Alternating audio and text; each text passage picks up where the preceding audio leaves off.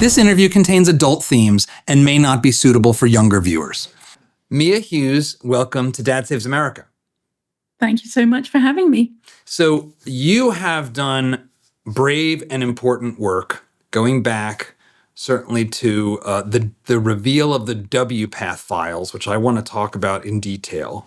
And you are an expert in this world of gender-related medicine.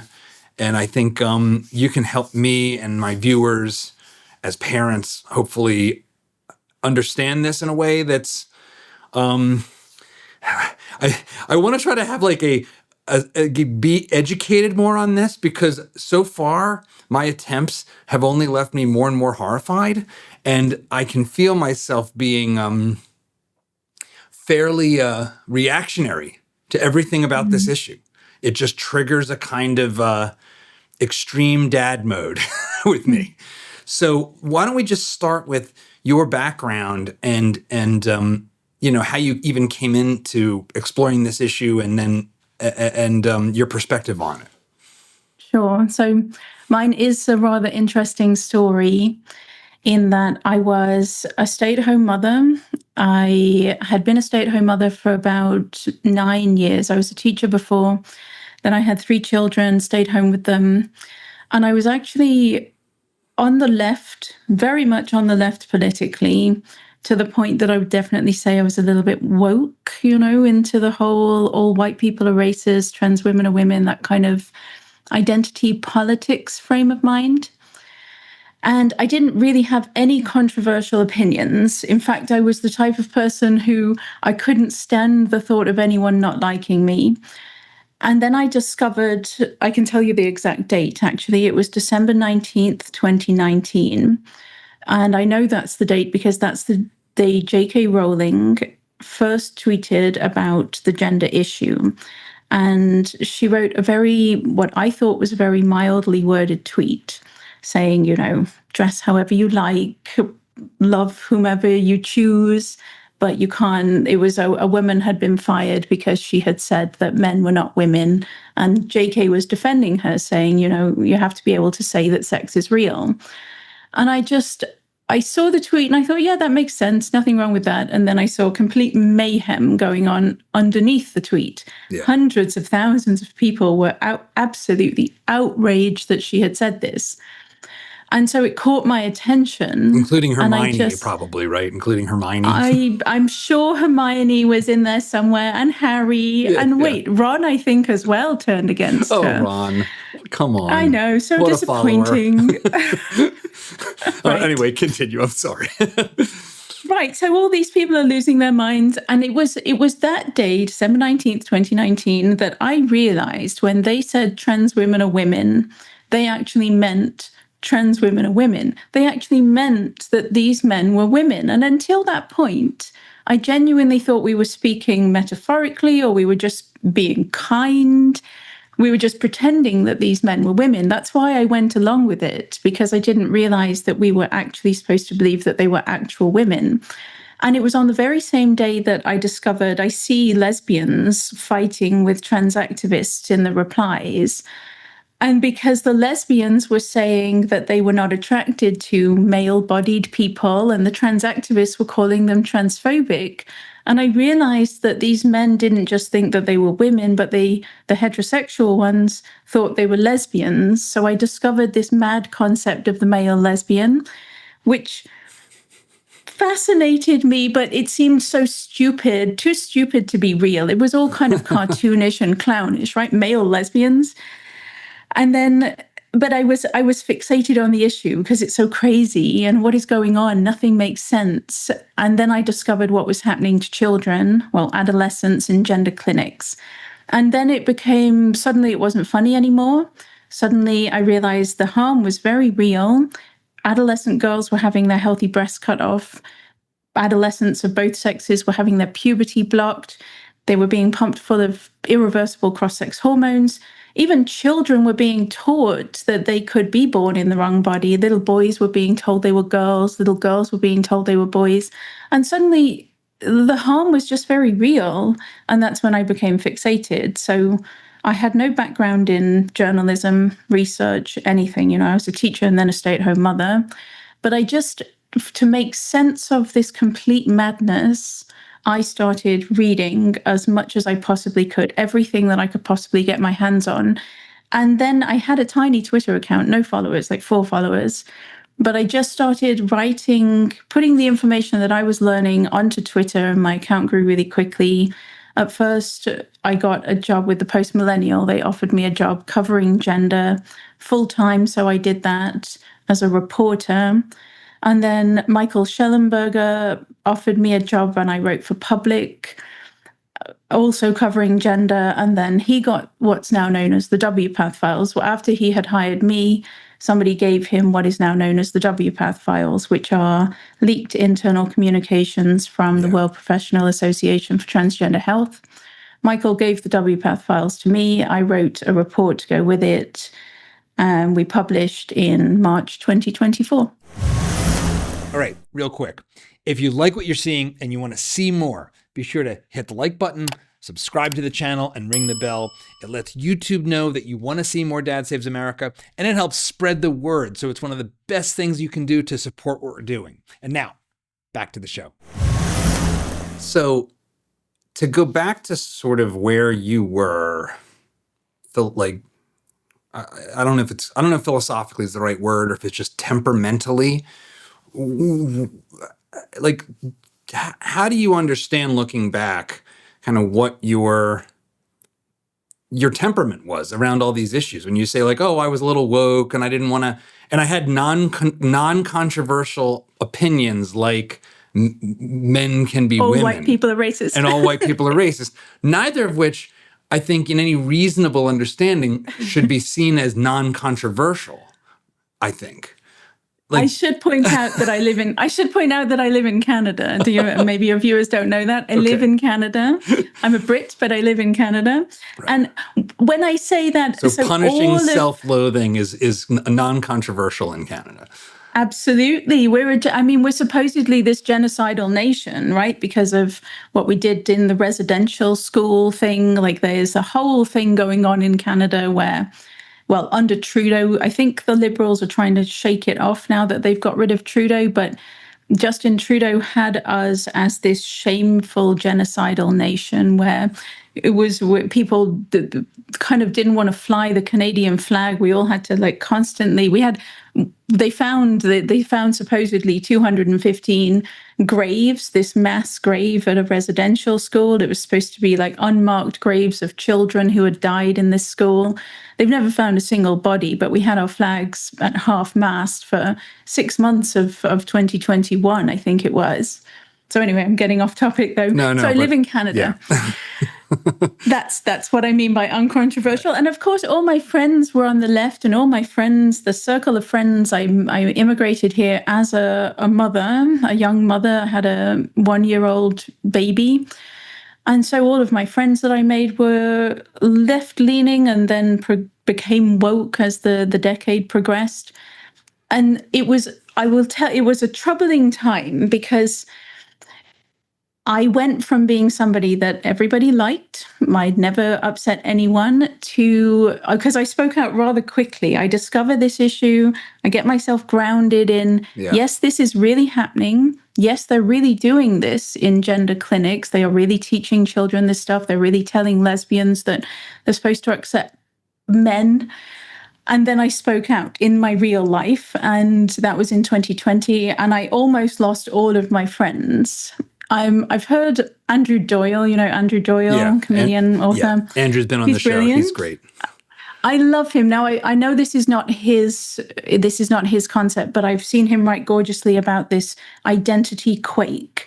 And that's what I had. This is when all of the beliefs that form the foundation of your identity suddenly get swept away. They crumble in one big, massive kind of earthquake type moment, and you're left just wandering around in the rubble, and you don't have any solid foundation. And I was about to lose all of my friends. I had to go through this long process of one-on-one meeting with each one of my friends to explain to them why I had suddenly come out as what's known as a TERF. Do you know what a TERF is? Yeah, like I think I remember what the acronym is, but remind me.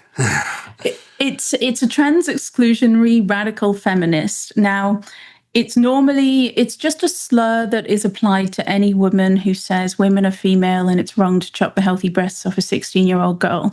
If you deviate from the rigid framework of trans activism, gender ideology in any way, you as a woman will be labeled a TERF. You see, I'm neither trans exclusionary nor a radical feminist. I don't even think I could call myself a feminist, but they call me a TERF, and so I call myself, we kind of reclaim the slur and have fun with it, and it doesn't really, it's not derogatory in my mind anymore. I'm quite proud to be a TERF, to be honest. You should start using it in rap songs.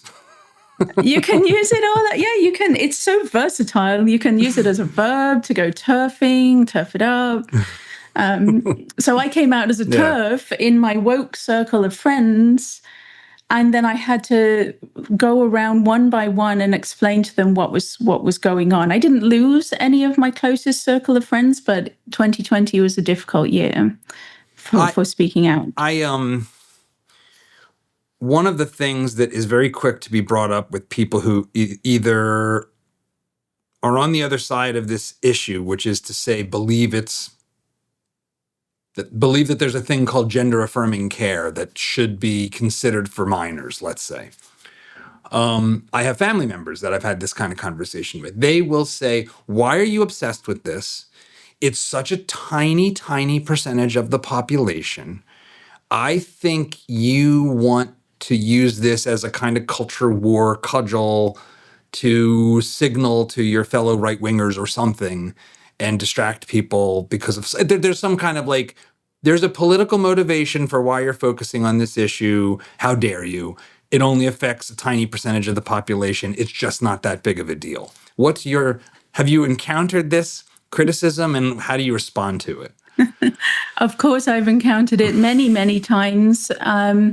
It baffles me, to be honest. It baffles me because the way I see it is this is the worst medical scandal in the history of modern medicine. There has never been one to rival this. People always throw out lobotomies, which is, again, lobotomies only affected a tiny percentage of the population. Are we supposed to pretend that lobotomies was no big deal? Of course not. It was an atrocious medical crime. This one is much, much worse.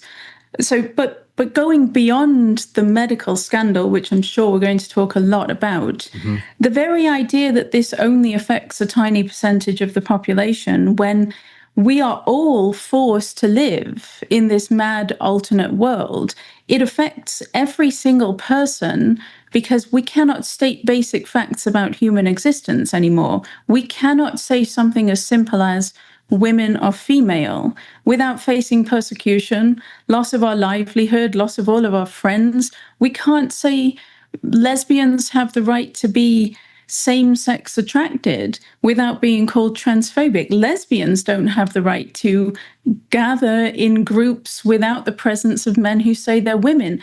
The very idea that this only affects a tiny percentage of the population is ludicrous. It affects every single person who is forced to live in this insane alternate reality that trans rights has created. And you'll see, I mean, it's everywhere. The messaging is everywhere. We see trans celebrities celebrated. If you understand how devastating this medical scandal is, and if you understand the social contagion that is raging through the young population, then just like one trans celebrity on the cover of a magazine or in a TV show or celebrated in any way, that is going to affect the harm of that is going to spiral out and out because it's a vector for the contagion. So, and even then, look at the contagion. We're not talking a tiny percentage here. I think the contagion has peaked, the contagion in young people, but at its height, I talk to teachers all the time, and at its height, some teachers would have 3 or 4 trans-identified girls in one high school class. So that's not a tiny percentage at all. That's quite a significant number. Yeah, that's like 10% of the class. Right. It's in a class of 30.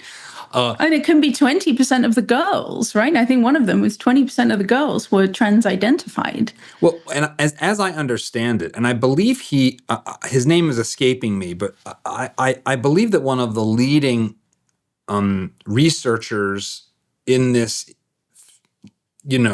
somewhat long-studied area of gender dysphoria, this sort of persistent sense of discomfort about your body, let's say.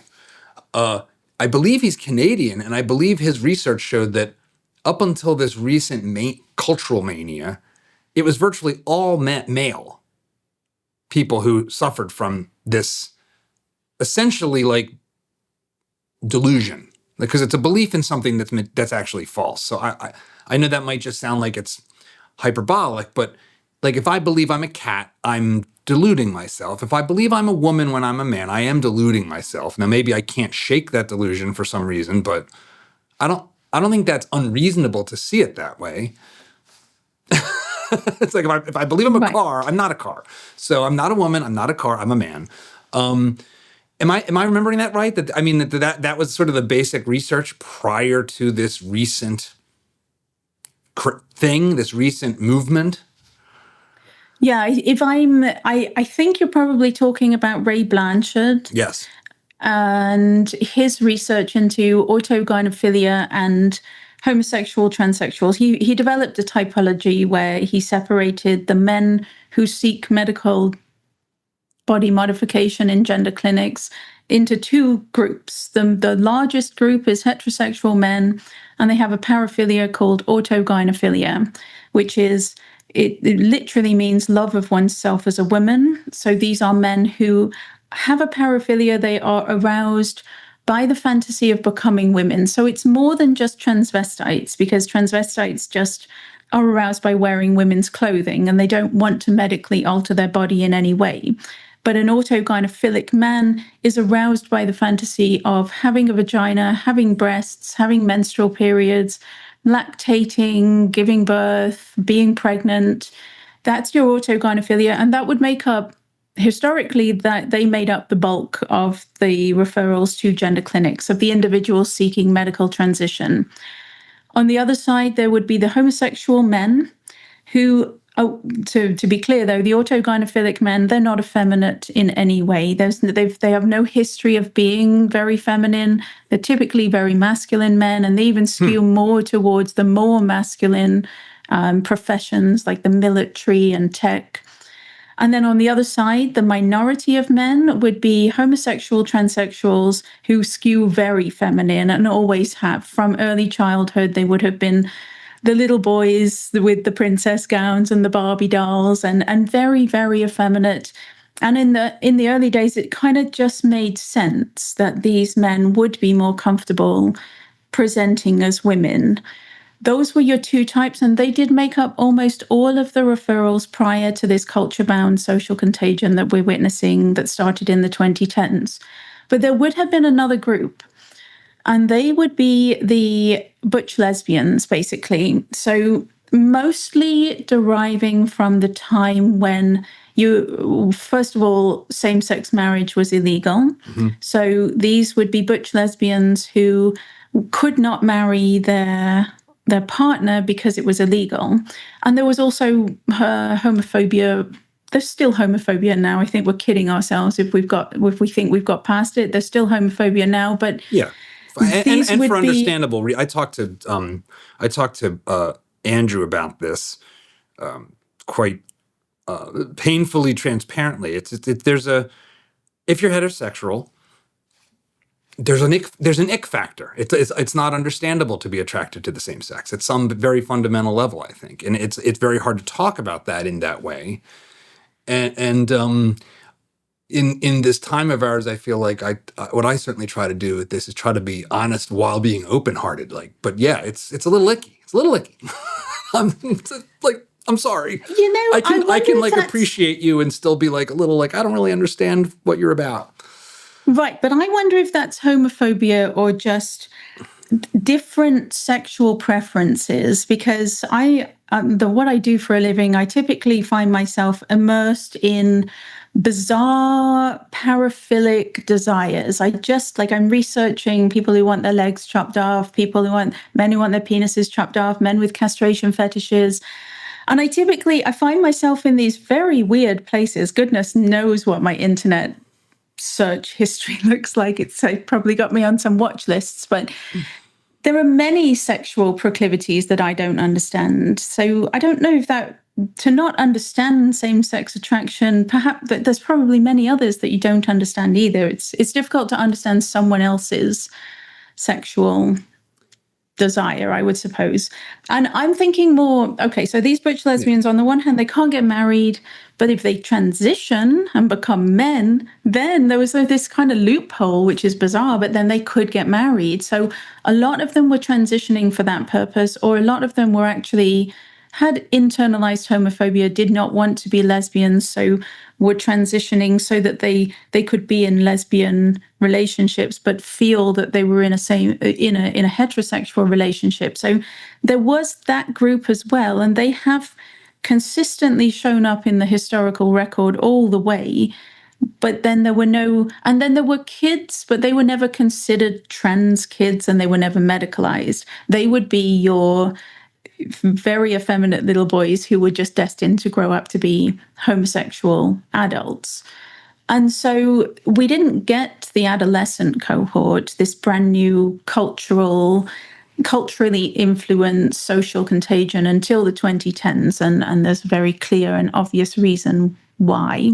Well, to linger on the understanding of the past, to what extent is it possible that this is a measurement issue, that we didn't know about all this gender misidentification because we weren't looking for it, because we didn't have a more evolved sensibility in our medical system and our psychology. And so it's turning out that there's a higher prevalence than we thought, because now we're seeing something that was there but wasn't being looked for before. Is there any credibility in this kind of claim that actually there's always been more trans people than we thought? We're just now realizing how many there are.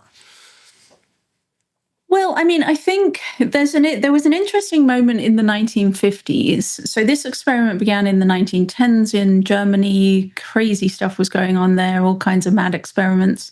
And then the Second World War put an end to all that. And then it resurges in the 1950s. And this was the sensational case of Christine Jurgensen, this man, George, he was American, ex-military, had gone to Denmark, got hormones and some kind of rudimentary vaginoplasty surgery. And then he comes back on the cover of, the newspapers, a blonde beauty, and they make a big sensational case out of this man who's transformed into a woman. And we did then get what you could consider a contained and mini epidemic of mostly adult men. I would argue probably mostly autogynophilic adult men, showing up at the very few centers in the United States begging for this same hormonal and surgical treatment. So in that sense, I would say who came out of the woodwork then were the ones who had long existed in the shadows, because I think we can safely say that autogynophilia has probably been around for quite some time. There's even a Roman emperor who definitely sounds a lot like an autogynophilic man.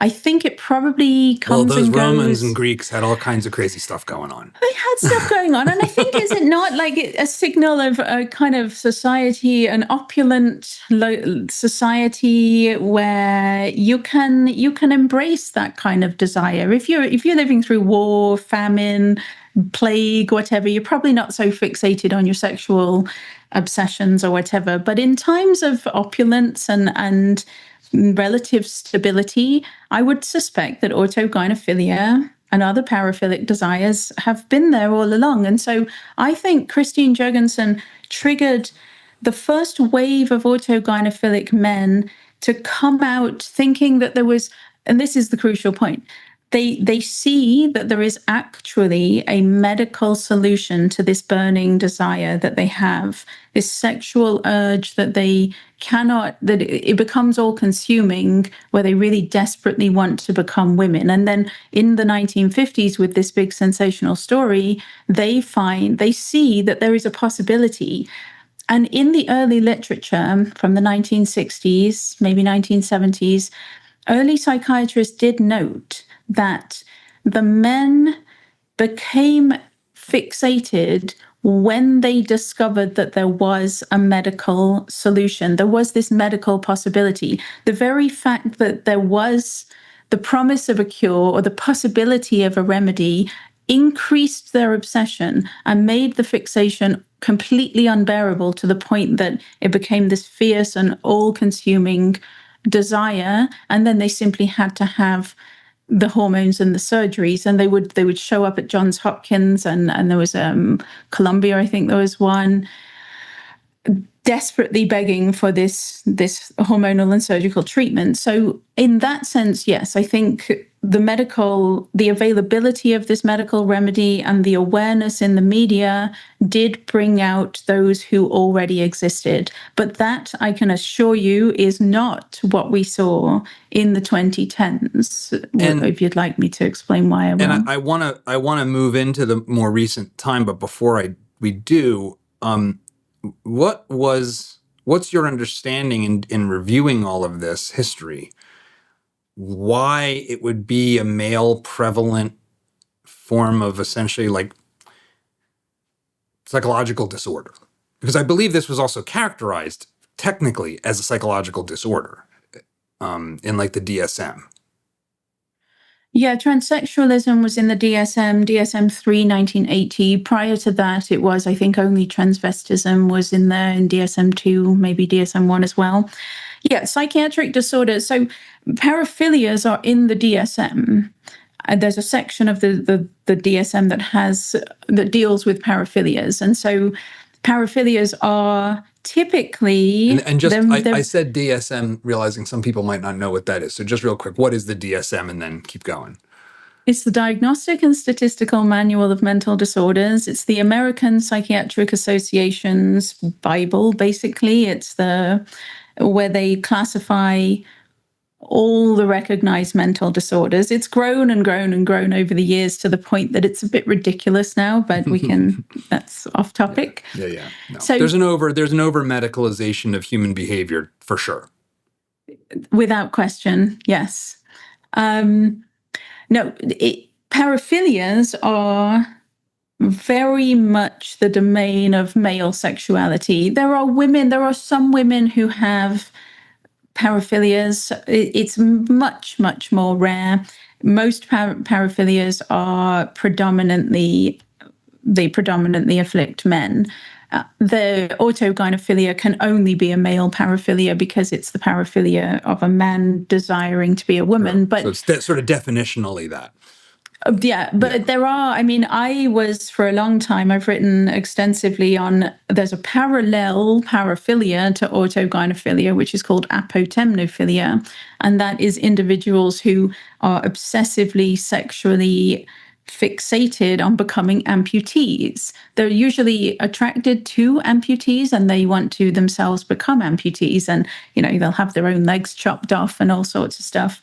And there are some women who suffer from apotemnophilia. So I'm not saying that it's only men who are affected by paraphilias. I think it's just the male sex drive being what it is.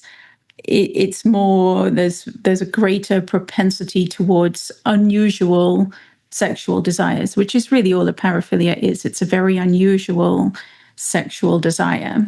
But then I have someone that I've known for a long time who's not otherwise sort of like a progressive lefty who transitioned. And I had a conversation with this person, and when I brought up autogynophilia, they bristled at it and found it and were quick to try to dismiss it as a bunk science, bad concept. What kind of criticism have you seen of this characterization, this category? And in an attempt to have a good faith exploration of this with you. Like,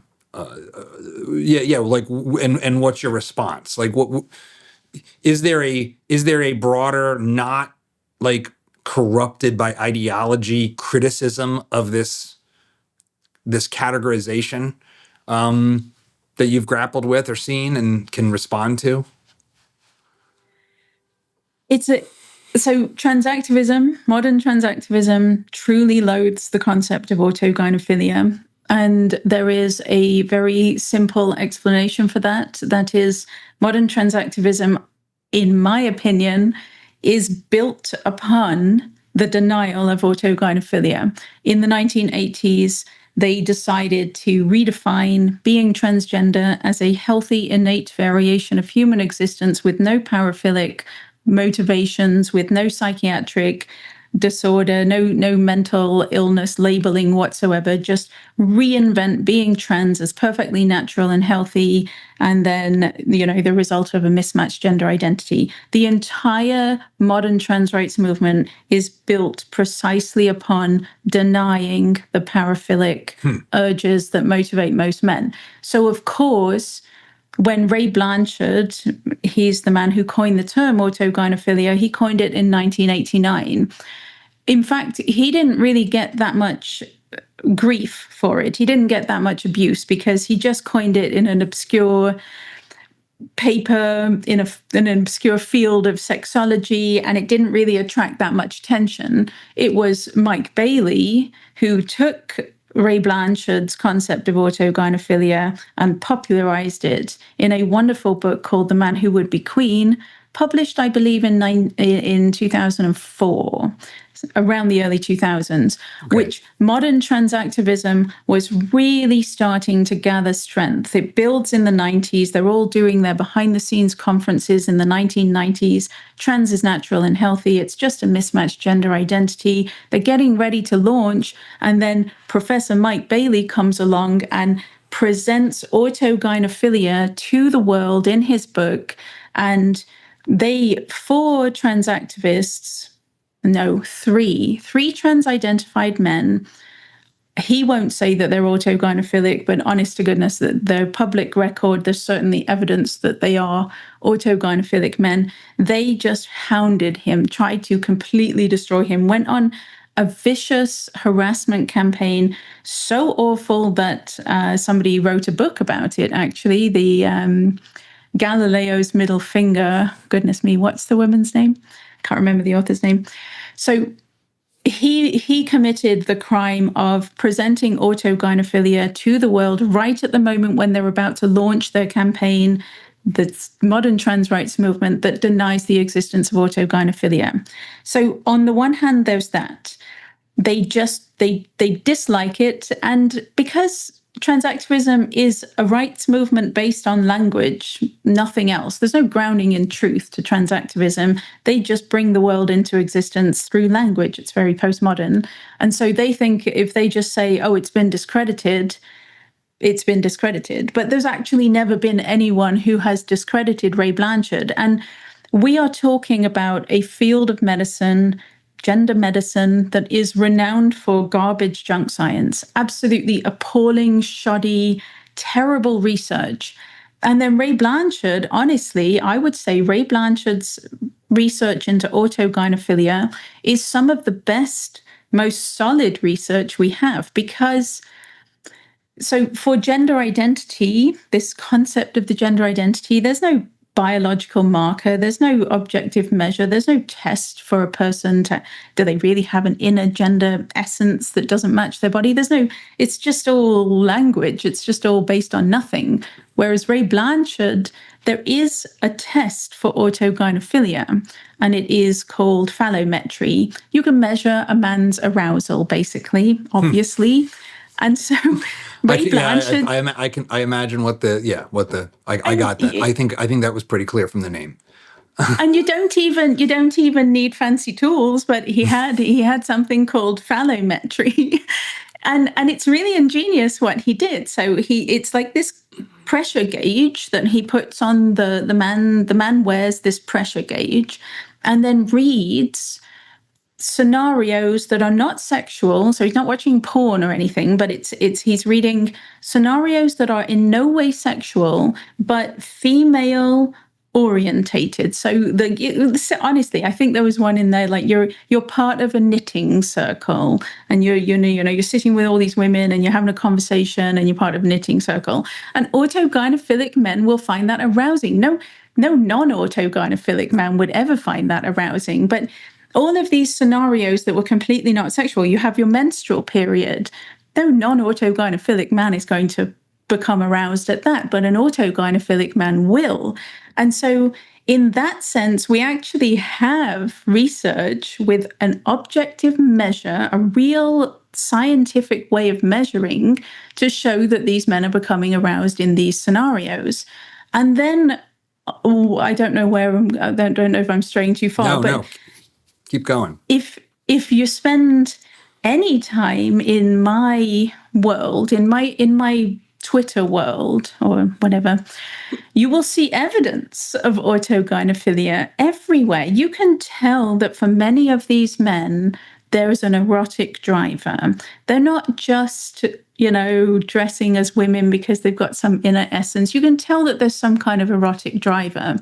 But it's very rare that an autogynophilic man will admit to his autogynophilia, because I can see why. It's kind of embarrassing. You don't really want to. There's a great Ray Blanchard quote in Helen Joyce's book Trans, When Ideology Meets Reality. There's a wonderful Ray Blanchard quote where she asks him why does trans activism deny autogynophilia? And he says, it's because it complicates the task of selling transsexualism. So imagine you've got a man and he comes into work one day dressed as a woman, and he can either say, I'm coming to terms with the fact that I've always been a woman on the inside. I'm going to dress this way from now on, present this way from now on. Or he can say, I've been masturbating to the thought of having a vagina for the last 20 years, and now I'm going to live full time in my fetish.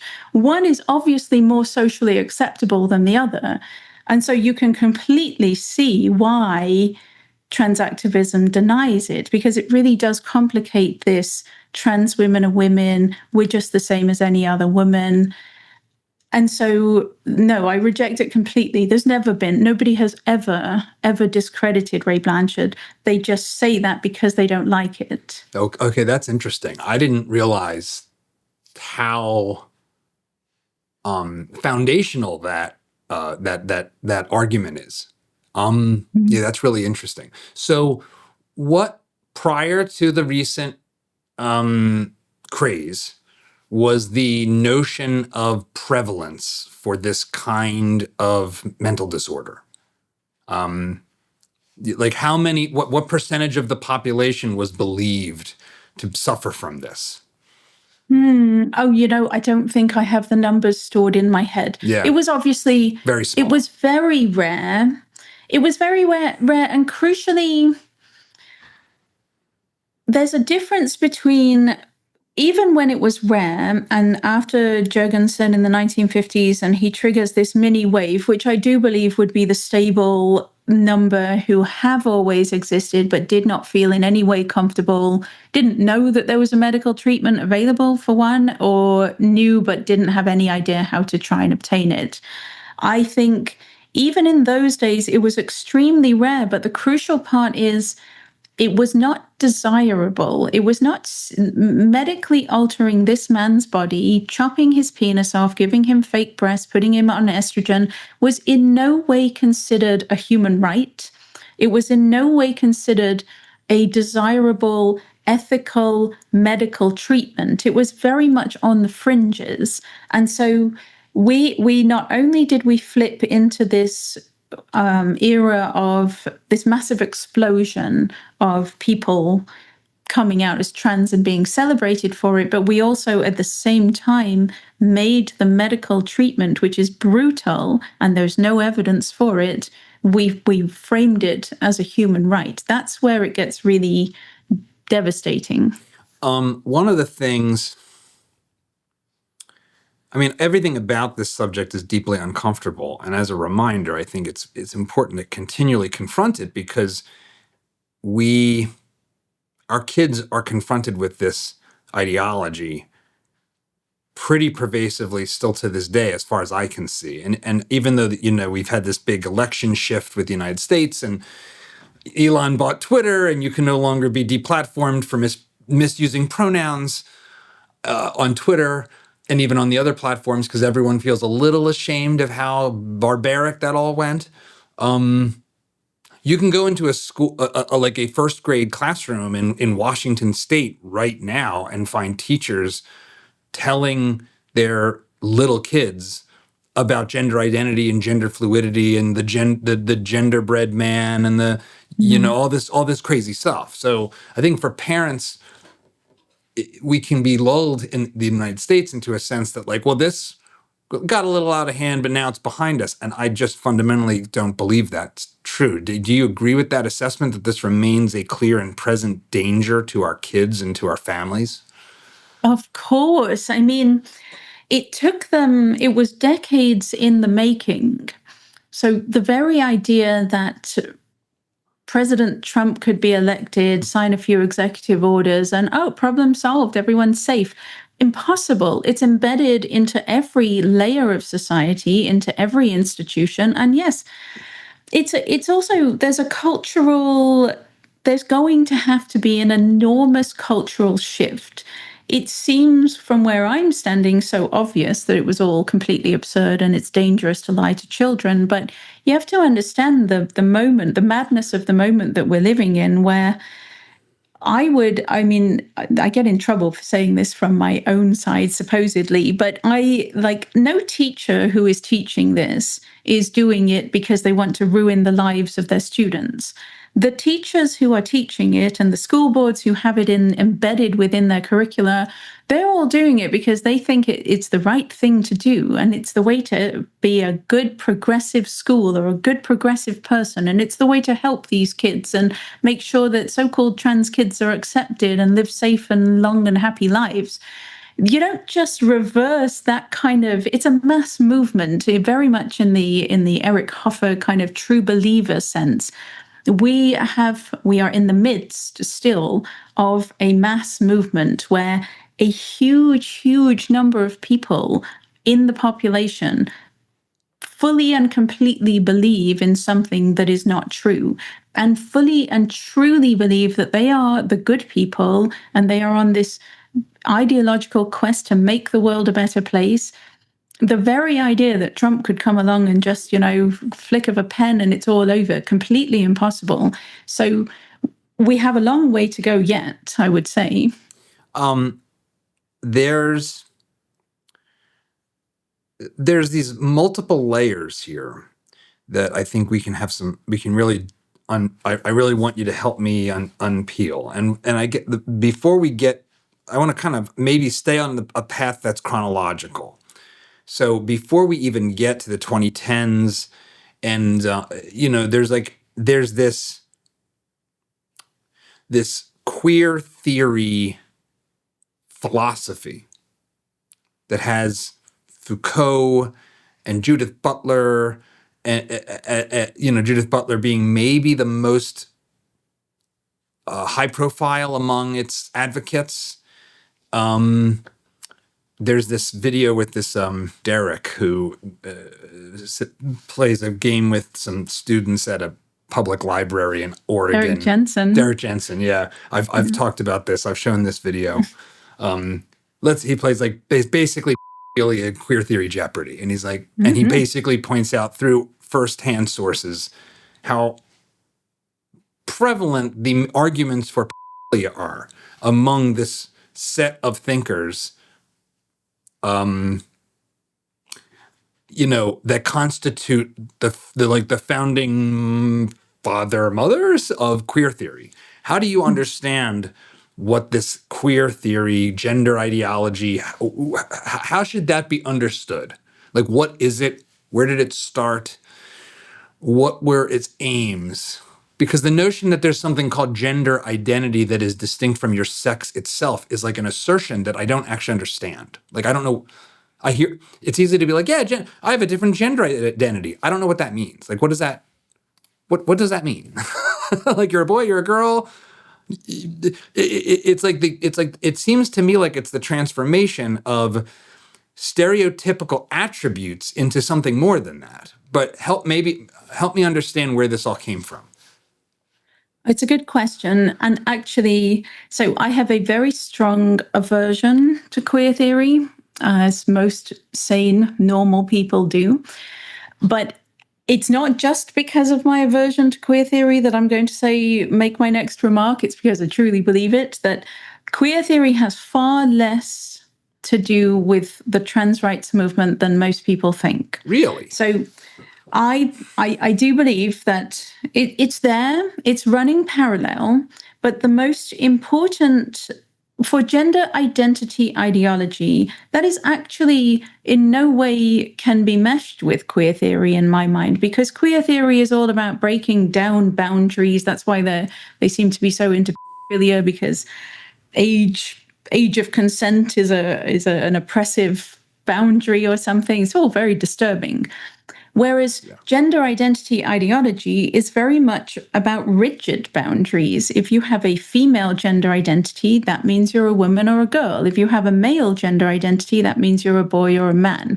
That's not queer theory. That's reinforcing these very rigid boundaries. And yes, you're right, based on stereotypes.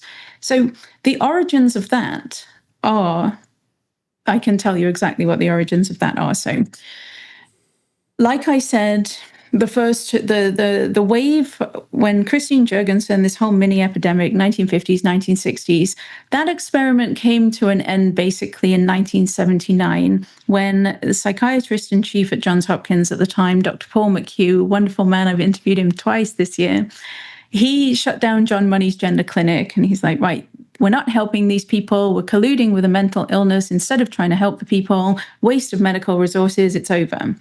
Very quickly summarize John Money's character. We don't need to linger on it too long, but just for people who don't know who that is.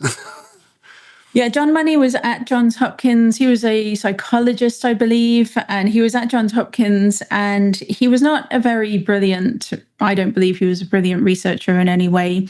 He had all of these mad ideas, and he just tried them out on children, basically. So he popularized the concept of gender identity, but again, not in the same way that we understand it now, a very different framing of gender identity. So he popularized the concept of gender identity that Robert Stoller had coined earlier in the decade. And he's most famous for this terrible, deeply unethical experiment on twins. There was the Reimer twins. One of them had a very catastrophically botched circumcision and lost his penis. Basically, they amputated his penis accidentally when he was a baby. John Money came up with the idea that you could just raise the kid. It was all about nurture. So you can imprint a gender identity. If you get a child early enough, you can imprint a gender identity on them just by nurturing them. Raise this little boy as a girl, put him in a dress, don't tell him what happened, and he'll just live a long and healthy, happy life as a female. And it didn't work out. It was all a disaster. And then, the kid later on finds out that he's actually a boy, committed suicide. The other twin died of an overdose. It was all very terrible. Wasn't there also sexual misconduct with these boys on the part of Mr. Money, or is that not a confirmed thing? I've definitely read that one of the ways that he supposedly imprinted the female identity onto this little boy is he had the twins perform mimic sex acts where the male twin would take the male role and the boy who was being raised as a female would take the female role.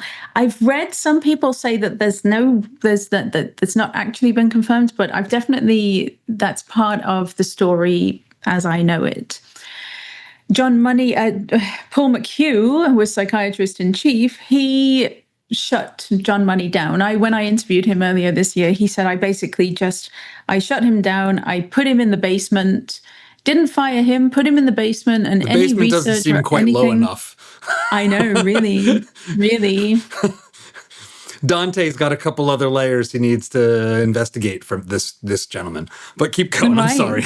Right. This is why it's so hard to talk about this and try to be like,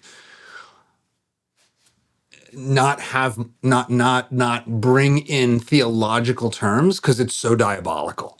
Like what Really? it's just diabolical to hear that described, even though I've known about that. It's just, I can't, okay. I'm sorry. Let's keep going. So down into the Okay. basement, as deep as He's in the as basement. they can go in Johns Hopkins, which is not deep enough. And also because it's important to note that John Money didn't just have this going with these kids with disorders of sexual development, which would be intersex, I think they may have called them at that time. He also had the gender clinic running. It was John Money's gender clinic where they're doing this experiment on adult men. And again, they have no evidence, okay? This is the first wave of the experiment. They don't know whether they're helping these men. The men come in, they say, I want this done. They say, okay, we'll do it. And then they don't know if they're helping. So then Paul McHugh came to Johns Hopkins just as they were completing their first follow-up study. And the follow-up study showed, and this is a recurrent theme that continues throughout the decades to come, it showed that the men said they were happy, but there was no change in their life situation. There had been no actual improvement in how they were functioning as adults. And that's why Paul McHugh shut down the clinic. He's like, we're not helping. We're colluding with a mental illness. But then this was a pivotal moment because trans-identified people were starting to form a community at this point. And remember, this is mostly autogynophilic men, and they really are fixated on this medical treatment. They want this medical treatment, the hormones and the surgeries.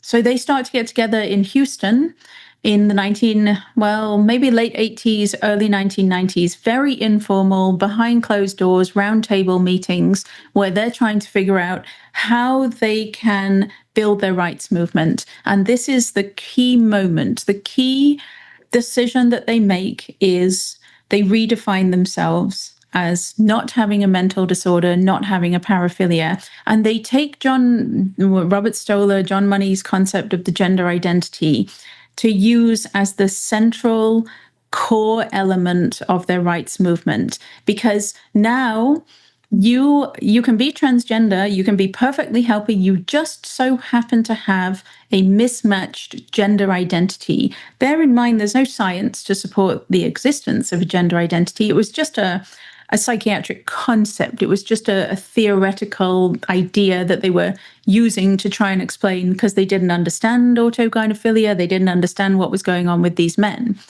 But the early trans activists, they take the concept of gender identity and they build their rights movement upon it. And that is how they decide they're going to be protected in law. So first it becomes employment law, discrimination law. You cannot discriminate on the basis of a gender identity. They get that embedded into little obscure laws here and there.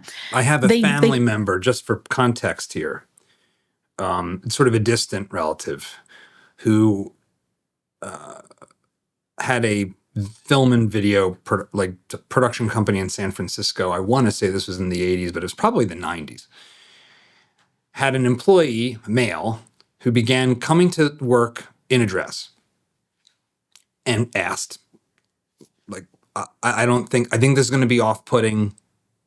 This is a new development. I don't think this is appropriate for our clients, this is not going to work. This is not good. Please don't do this.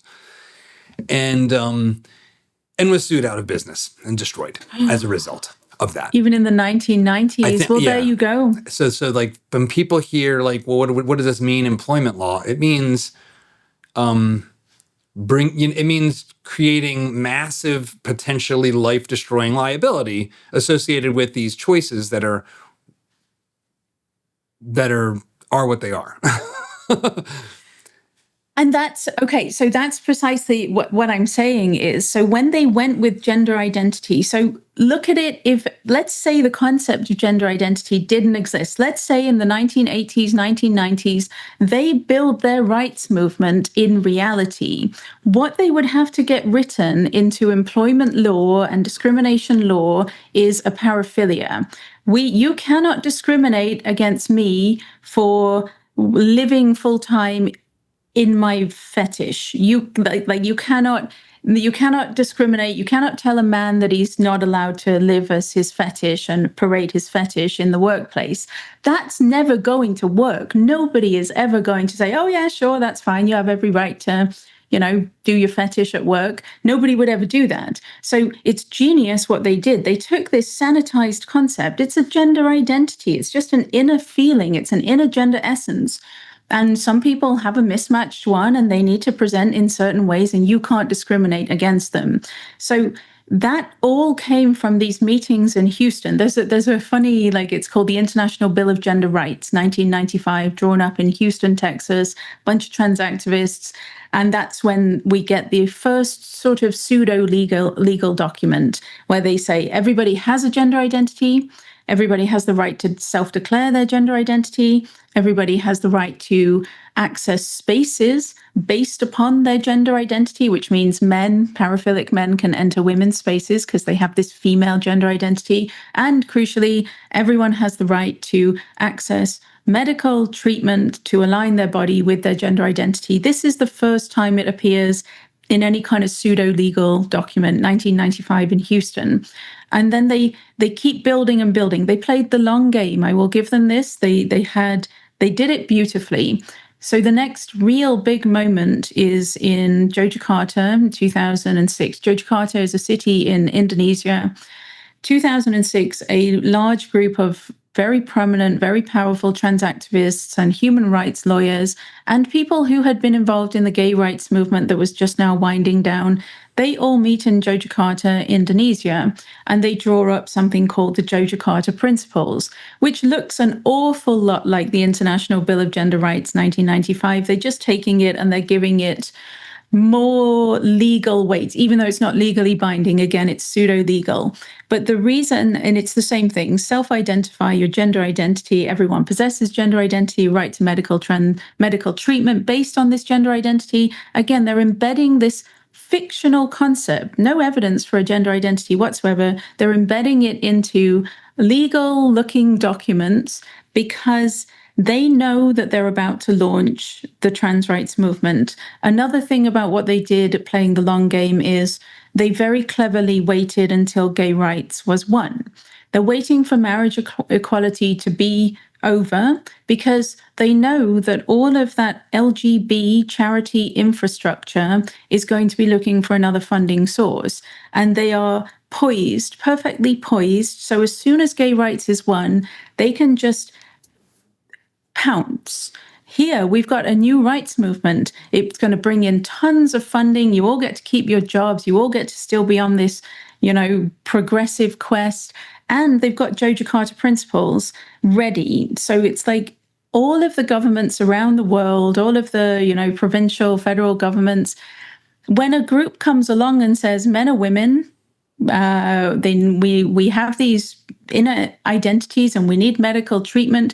The governments don't know what's going on. They don't understand anything, but they've got the Yogyakarta Principles. The trans rights organizations can just point, look, this is what you need to do. This is how you protect this group of people. And so governments all over the world then adopt these principles that were drawn up in Yogyakarta, but they're all based on nothing. They're all just fabricated. So I want to linger on this because it's weird. So it's weird on multiple fronts. So number one, why would a collection of people who have what has here, as of that moment, been seen as a mental illness, and I think is very reasonably understood to be that, meeting in Indonesia add credibility to anything? Like, okay, we all went to Indonesia to construct some cockamamie ideas about gender. And then there's this little adjacent thing that maybe is irrelevant, but it's like, they're Thailand, Indonesia, there's weird. There's definitely a well understood thing around weird sex tourism and prostitution and lady boys and all kinds of stuff that are I don't know what this all seems like. Isn't this making it worse? What's going on there? Why would that be a good idea? Why would that have credibility? Why would it? Is it just because, like, oh, Indonesia, that's like a different country, it must be credible? Like, what's the? I have to say, this is the first time I've ever considered the choice of location.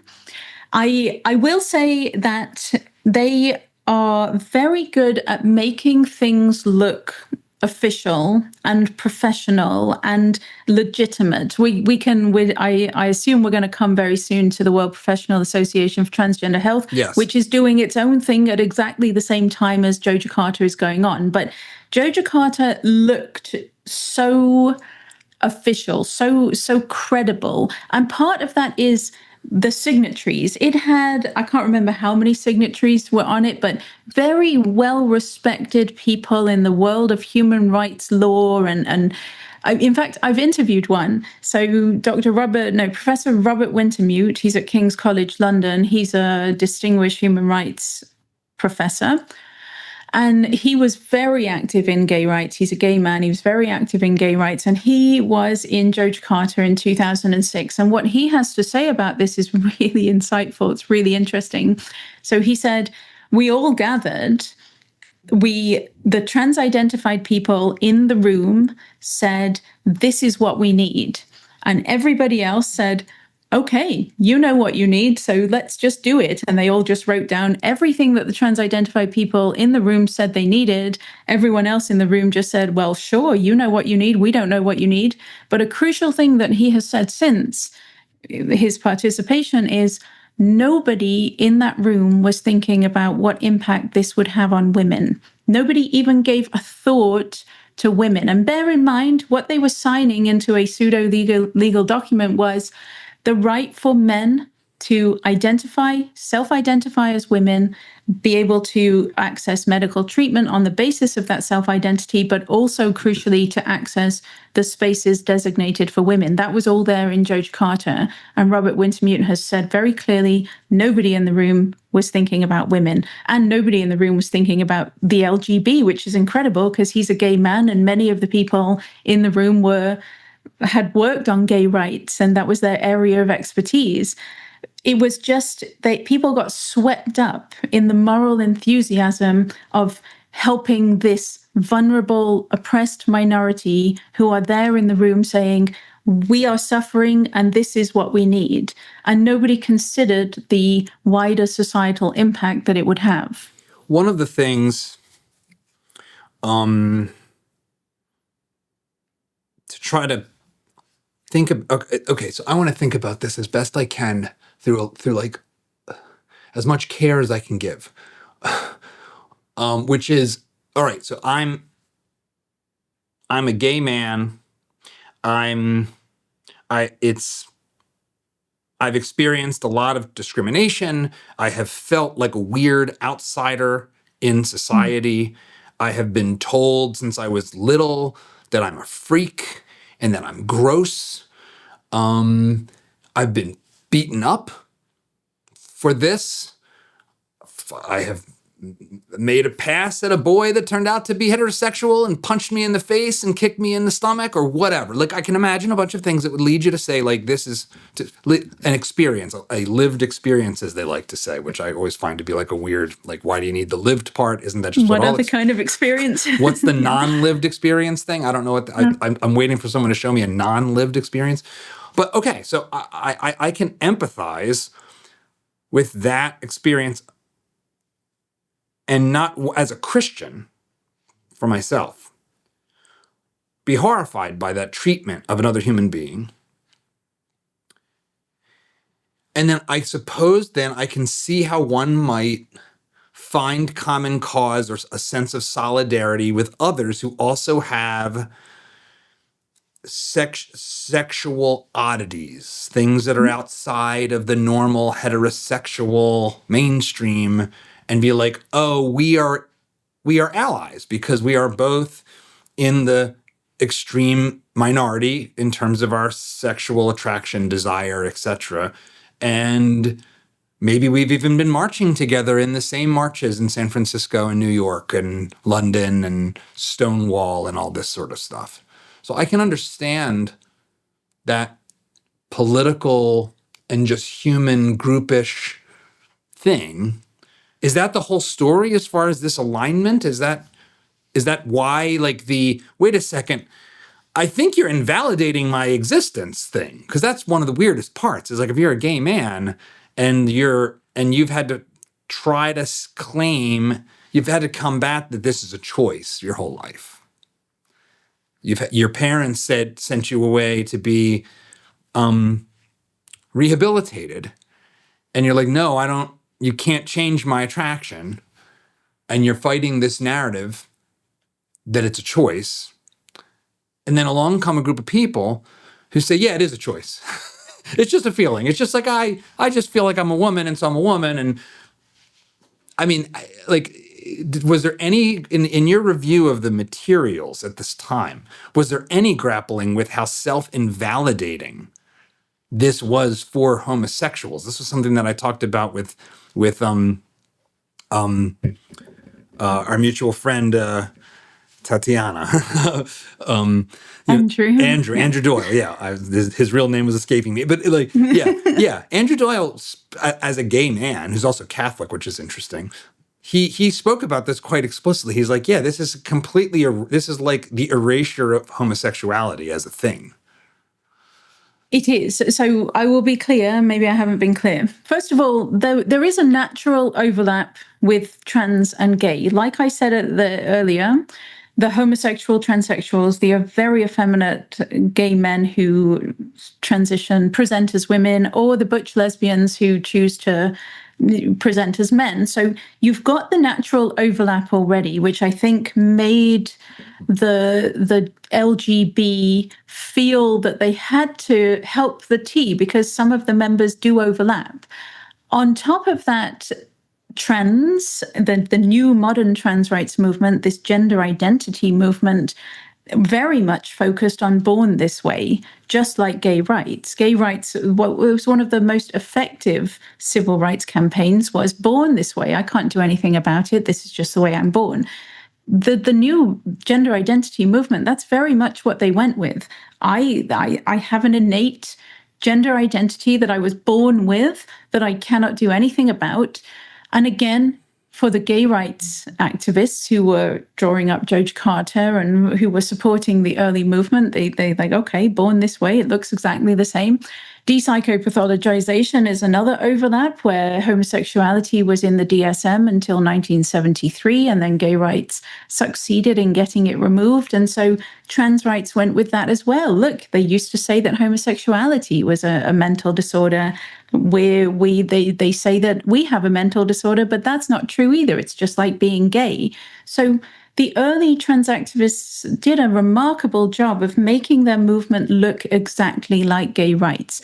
I still won't absolve them of blame, those early activists, because all you had to do was scratch the surface, and you could have seen that the two rights movements were absolutely not alike at all. But that is the problem, and that's what Robert Wintermute has said.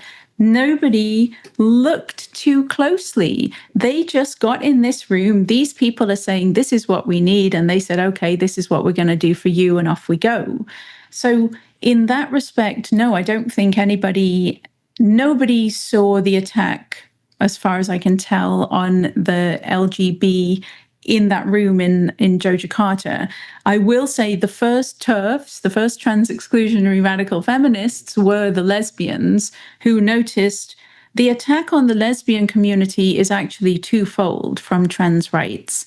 Because on the one hand, they noticed that they had these men, heterosexual men, so they're autogynophilic, paraphilic men, claiming to not just be women, but also claiming to be lesbians and invading the lesbian spaces. And lesbians noticed this very early in the 1990s.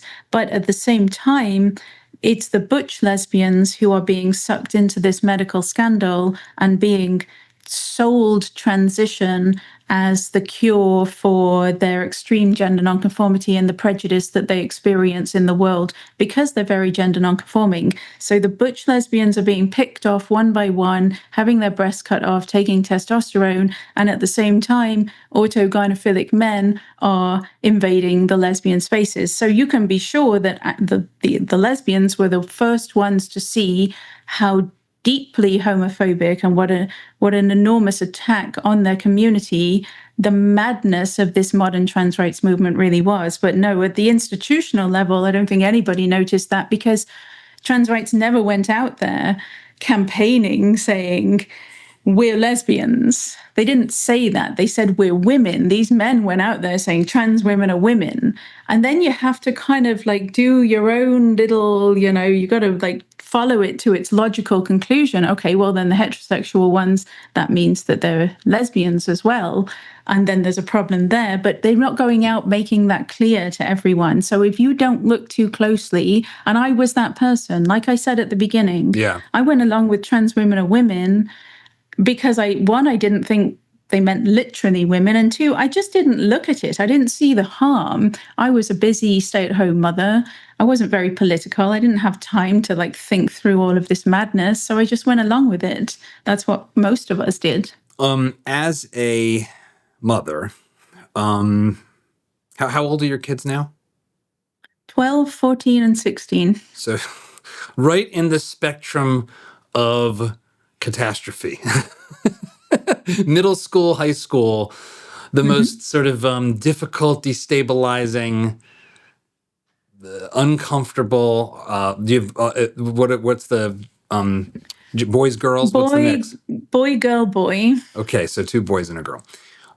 One of the things that I've talked about a couple times as having been like a recent aha that my wife shared with me is as a woman, as a girl becoming a woman, as you develop your breasts and you become more curvy and all the things that come with, post-pubescence, it's really, really uncomfortable. Yeah. It's uncomfortable along every dimension. To speak to that, speak to it both as a woman and as a mother, because I feel like it's one of the things that feeds into what comes next with this rise of like teenage girls suddenly deciding they want to be boys. It very much ties in. So of course you become your body is developing in ways that are very uncomfortable. I'm sure male puberty is not that much fun either, but yeah, it's just not fun for anyone, right? Just real quick, it stinks. Every guy knows this. You go into middle school and you start getting uncontrolled erections. You're worried about gym class and wearing sweatpants. You stink. Your voice is changing. You're becoming obsessed with girls. You don't really understand it. It's all crazy and horrible. It sucks. It's the worst.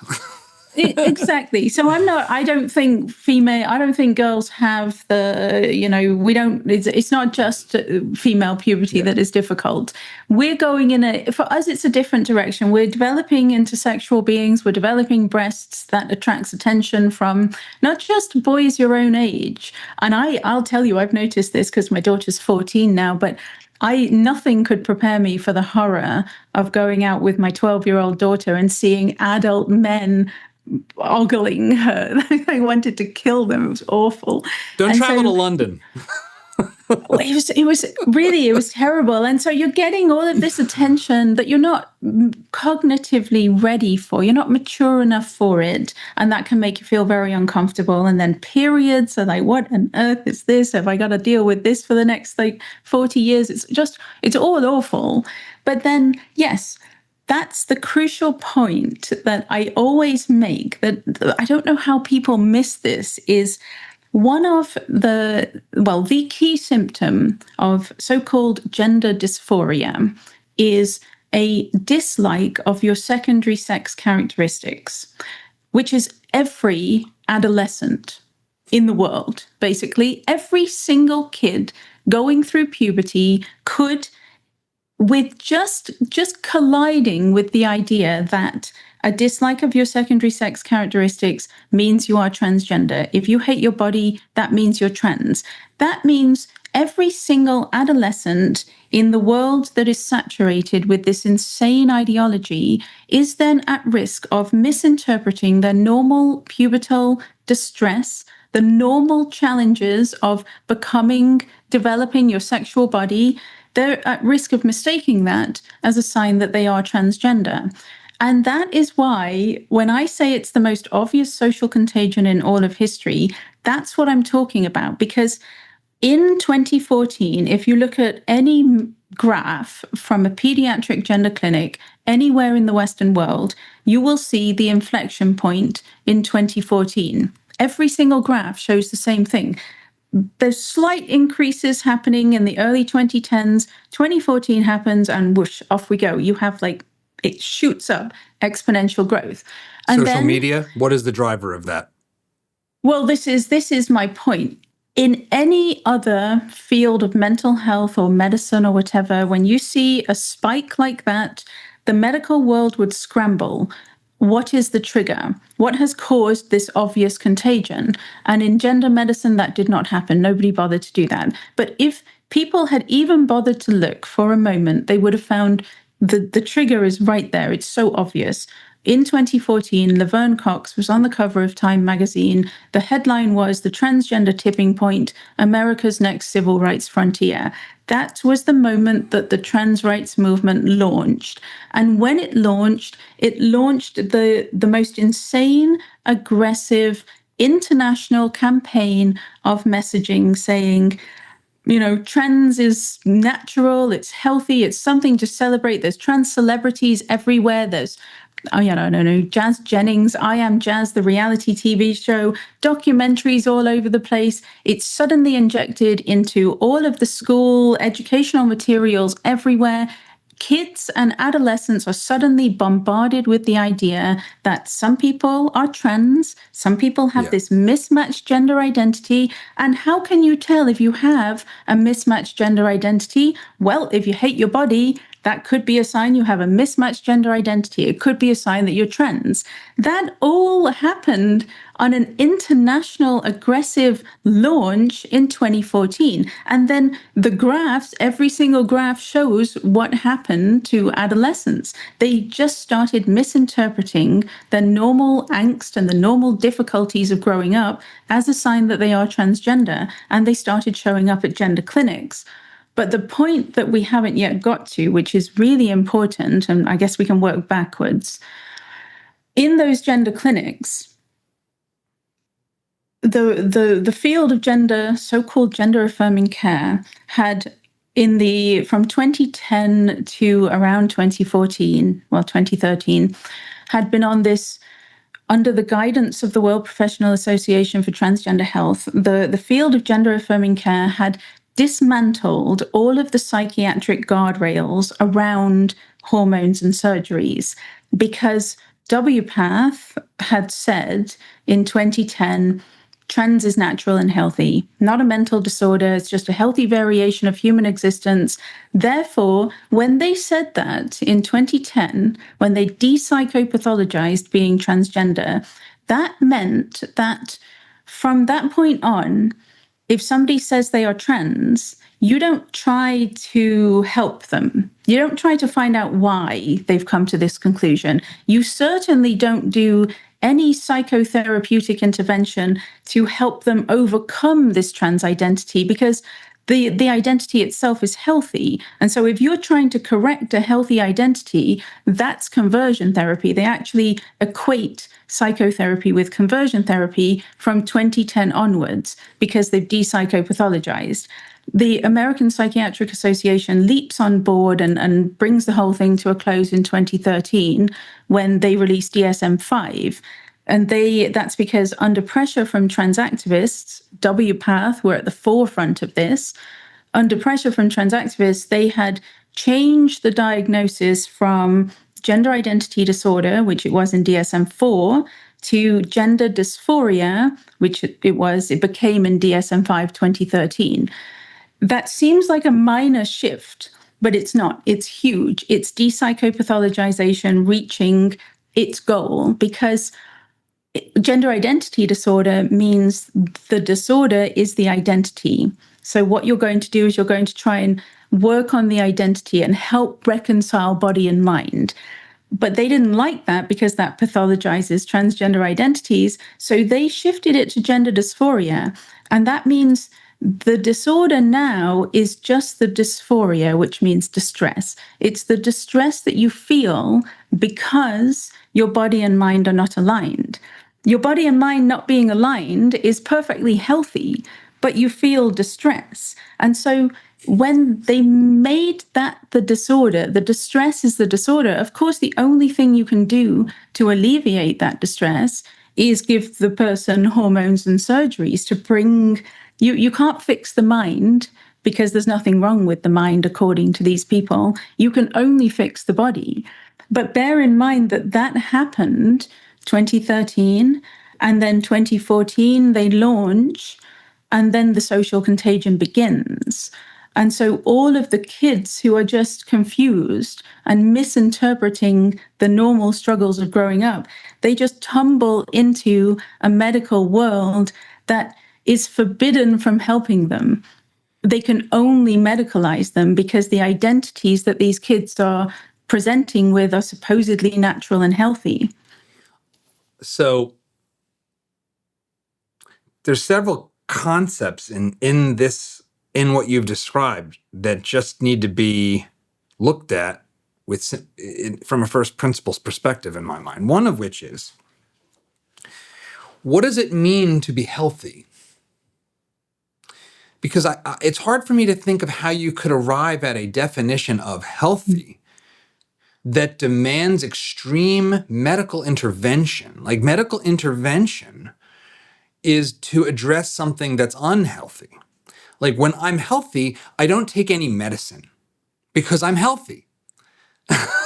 So how do you end up with healthy means I take medicine and I go under the knife? So there's so much absurdity in this entire movement, the modern trans rights movement and the gender-affirming healthcare movement and de-psychopathologization. There's so much incoherent, nonsensical garbage that even if you think about it for a moment, you realize how utterly crazy it is. So yes, this is a perfectly natural, healthy variation of human existence that just so happens to require lifelong medical intervention and having your penis chopped off or an appendage made out of your forearm sewn onto your groin or something like that. This ghoulish horror show of a medical treatment for this healthy group of people. So, well, one other, just real quick, I'm sorry to interrupt, but just one other piece of it is, at the level of biology that I think I can say I am, which is like high school. I think one of the most primary drivers of life is the preservation of your DNA over time.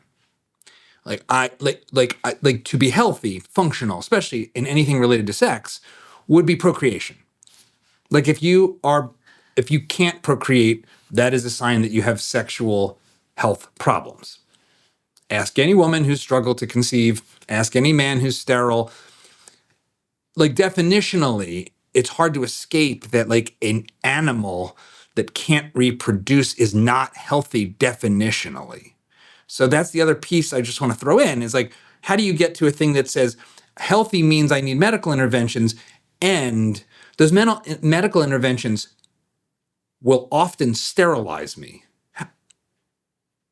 You're thinking far too logically about this. This is the problem. You can't apply the rules of logic to something that is totally absurd in another alternate reality. Like what I'm saying about this trans rights movement, the 1990s, when they're formulating, they really have created an alternate reality. Trans is a psychiatric disorder. Wanting your penis chopped off is not a good sign of mental health. Wanting an arm flesh appendage sewn onto your groin is clearly a psychiatric disorder, whether it's paraphilic in origin, whether it stems from whatever mental health challenges you may have. We are talking about a psychiatric disorder that they redefined as natural and healthy based on ideology, based on political maneuvering, not based on any science, logic, reason, evidence, anything. So from that very decision, everything that spirals from that is going to be absurd. But I've talked about this with Peter Boghossian. I have this theory where I think it is a case of there are times in human history when large swathes of the population are willing to believe the unbelievable. And my theory is that, and I don't know if this is original, maybe somebody else has come up with this before. My theory is it is often when a society is desperate to right a wrong of the past. And the reason that I came to this conclusion, right? So with the case of trans, the way I see it is gay rights was over. We were just on the back of gay rights. We were just emerging from gay rights. And the medical world felt somewhat guilty about conversion therapy. That was considered to be a crime. Shock therapy, the hormones, castration, whatever was done to gay people to try and convert them is shameful for the medical world. We imprisoned gay people. We treated gay people badly. And we as a society were feeling rather bad about the bad things that had been done to homosexuals. And so trans comes along and is saying something completely insane. It is obviously completely insane that a healthy variation of human existence requires lifelong medical intervention and the amputation of genitals. It's completely insane. But we were primed for it because it looked like gay rights, and we don't want to make the same mistake again. We don't want to be like the homophobes of the past. So we'll just support something that is totally absurd and unbelievable. But the reason that I came to this conclusion is I'm sure you're familiar with the recovered memory movement of the 1980s in North America, where it was a big scandal. Psychiatry unleashed this unbelievable scandal where they basically, a theory pulled out of thin air based on Freudian mumbo jumbo, basically, that they believed that they could extract memories of severe child sex abuse from decades ago, that a woman could experience years and years of the most horrific child sex abuse at the hands of a father, or uncle, or grandfather, whatever, forget all about it until she happens to find herself in the room of a recovered memory expert who, using drugs and hypnosis, would basically extract these memories that were not true at all. They were all false. Extract or implant. Or maybe it's being implanted. Exactly. Yeah. Maybe they were fully implanting them. But this sounds nothing. It sounds like nothing. But hundreds of thousands of mostly men, fathers, loving uncles, loving grandfathers, found themselves accused of the most horrific crimes against their daughters. But like 30 years before, they were assumed guilty. The burden of proof was flipped. It was like you had to prove that you were innocent, but there was no way you could prove that you were innocent because it happened 30 years ago and it didn't even happen. So families were torn apart, lives were shattered. It was absolutely horrendous. And it spawned two crazy monsters as well. The satanic panic, which is where large swathes of the American population think that there is a network of satanic cults operating in daycares, in tunnels underneath daycares that they never even found, sacrificing babies, abusing children in the most horrendous way, like eating fetuses, all this crazy stuff. But then one of the lead psychiatrists who was in the satanic panic, he wrote something a decade after it was over, when everybody could see that it was totally mad. And he was explaining why he believed it. And he said, I was alive during the Holocaust when people in the US did not believe that the Holocaust was happening. We were told it was happening. It was too unbelievable. It was too awful to believe. We didn't believe it. And then it came out that the Holocaust was real. It was exactly as bad as ever that they had been told it was. And so he carried that guilt that this was just as unbelievable as the Holocaust. And people didn't believe that that was happening. So he felt like they had to believe in it because they had to believe the unbelievable to right the wrong of the past. And I think that has to be what's going on here. We're believing the unbelievable. Children born in the wrong body, 16-year-old lesbians need their breasts cut off, men saying that they're women and they're perfectly healthy, but they need their penises chopped off. We're believing the unbelievable, but I think we're doing it because we were primed by gay rights. We were primed to right the wrongs that we see homosexuals were that we did to homosexuals in the past. I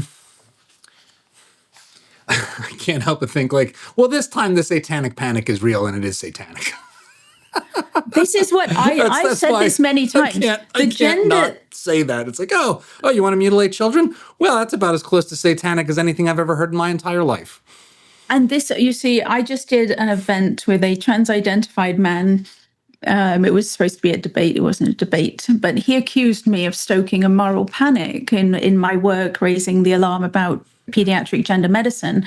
And my rebuttal to that was, a moral panic is when it's an imaginary evil. The satanic panic was a moral panic because there were no satanic altars, there were no sacrifices, they were not eating babies.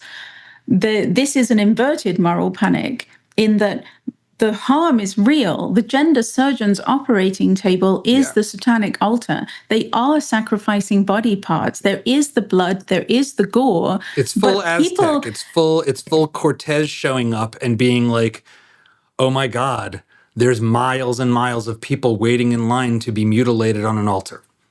It really is. But the reason it's an inverted moral panic is more and more now, but for a long time, there was no outrage. People were marching in the streets celebrating the blood and the gore and the sacrifice that these young girls and these teenage girls and young women and the men as well. People were marching in the street, not just celebrating it, but demanding that it continue. And then the real twist in all of it is those of us who are trying to end the sacrifice, end the horror, we are the ones who are persecuted and targeted. So the very idea that I'm stoking a moral panic is obviously completely preposterous. I interviewed a doctor, Eaton Hames. He was working at the Texas Children's Hospital. He along with his super firecracker lawyer, Marcella, came into the studio right at the time when the Biden administration was going after him for blowing the whistle on the Texas Children's Hospital continuation of this mutilation procedure. And it was the first time I had really delved into this on this channel. And one of the most fundamental thing that I keep coming back to is that what he said is, look, you have to understand the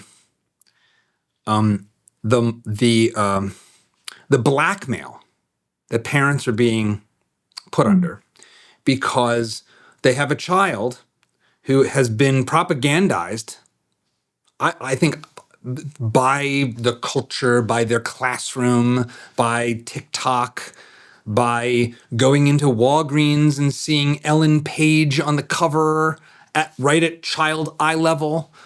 And I would say that's all literally Satan. But that's what's going on. And you can judge me or not for seeing it as the work of the Prince of Lies, but it is all lies. And I think there's a prince behind it. And so you have this child who's coming to you in distress, and now increasingly a female, saying, I want to mutilate myself. And if I don't, I'm going to kill myself. And when presented with the options by a doctor, you are told as a parent in distress, well, you can either, as with a daughter, you can either have a living son or a dead daughter. Now, I imagine you've encountered this endlessly, this moral blackmail coming out of the words of doctors. Now, the only doctor that said anything like that, from my perspective, is Dr. Mengele.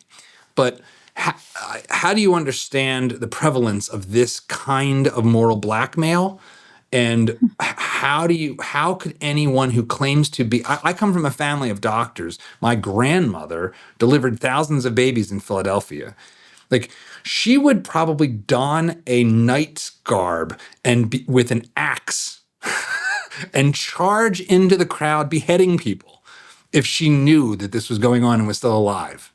So what's going on here? How does any doctor sit there in front of a parent and blackmail them like this?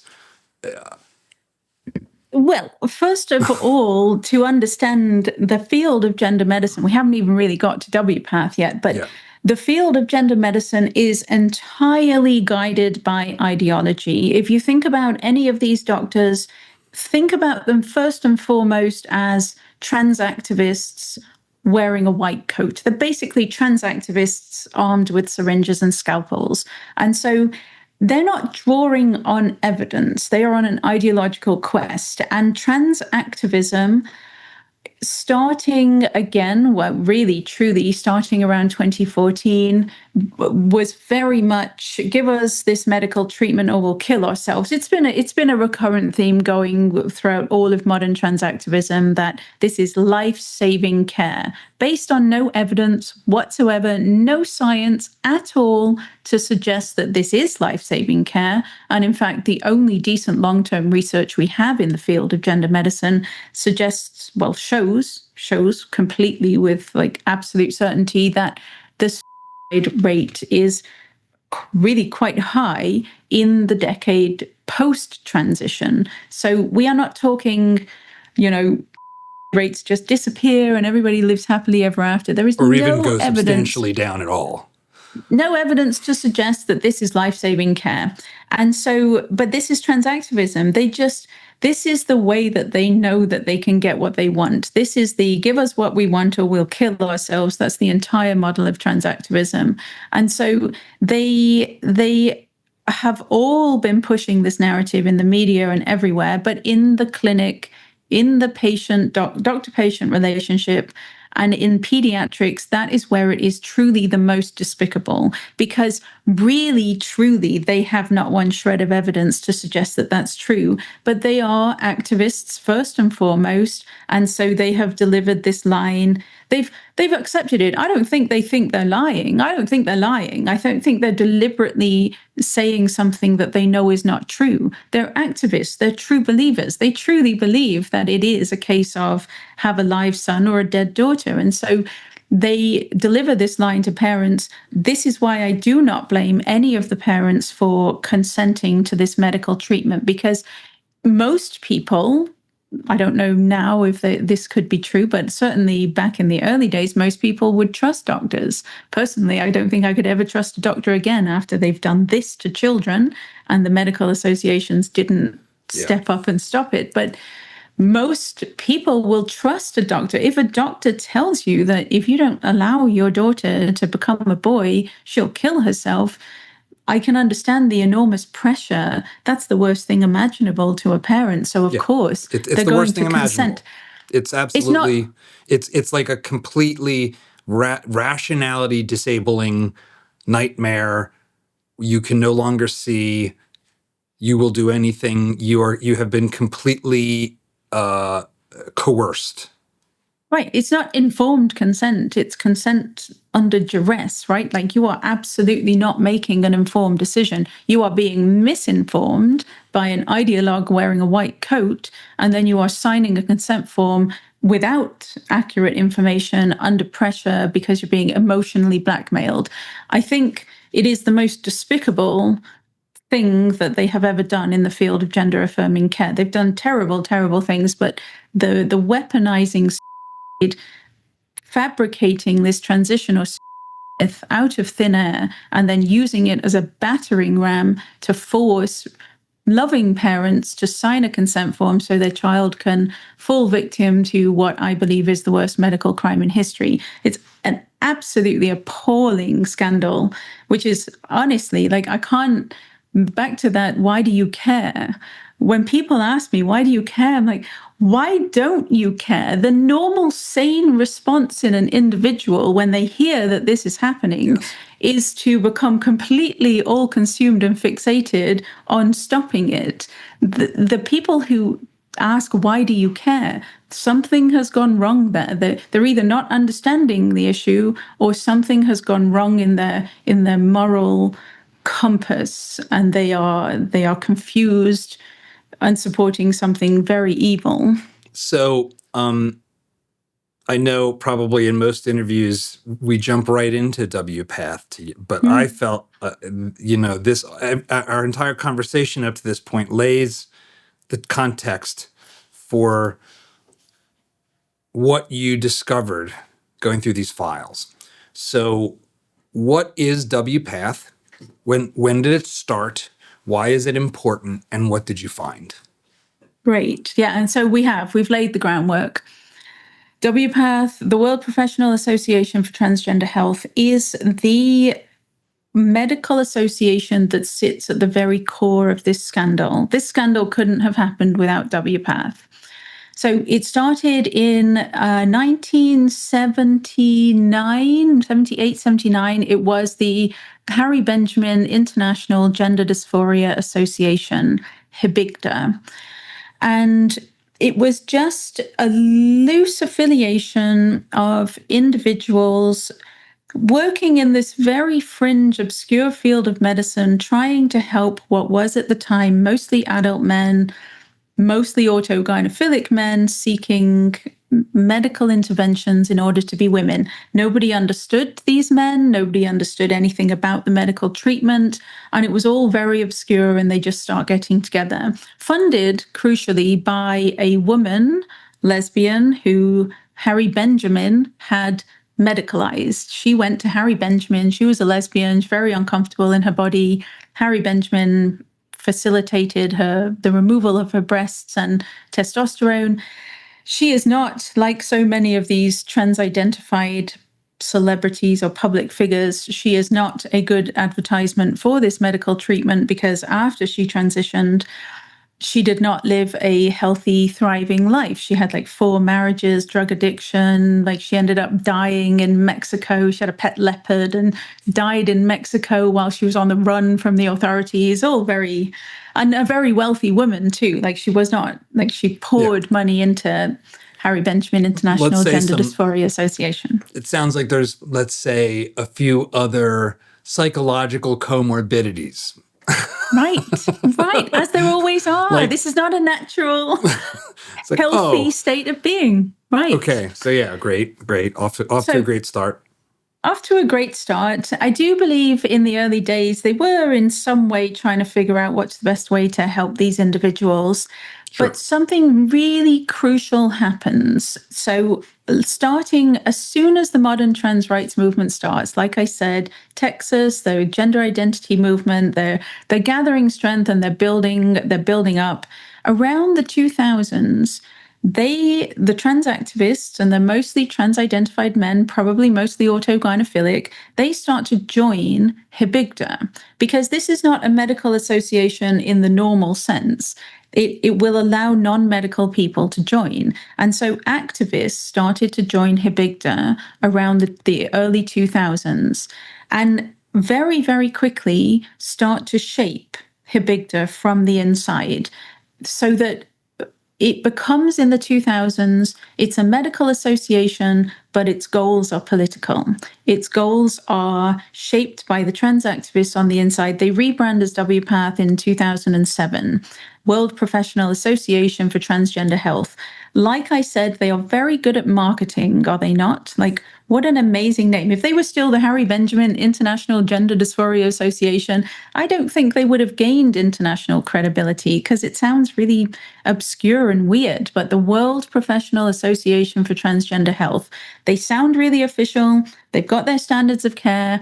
But at the helm in 2007 is, crucially, a trans-identified female, a woman on testosterone, thinks she's a man, and she's a human rights lawyer. She's non-medical. She's a full-on trans activist, and she guides WPATH now into the political. It's a very sharp turn for the ideological. They go on this de-psychopathologization campaign. The reason WPATH exists is to present trans as natural and healthy, and to to frame access to hormones and surgeries as a human right. So coming hand in hand with that is to say, if you put guardrails around this medical treatment, that's a violation of the human rights of transgender people.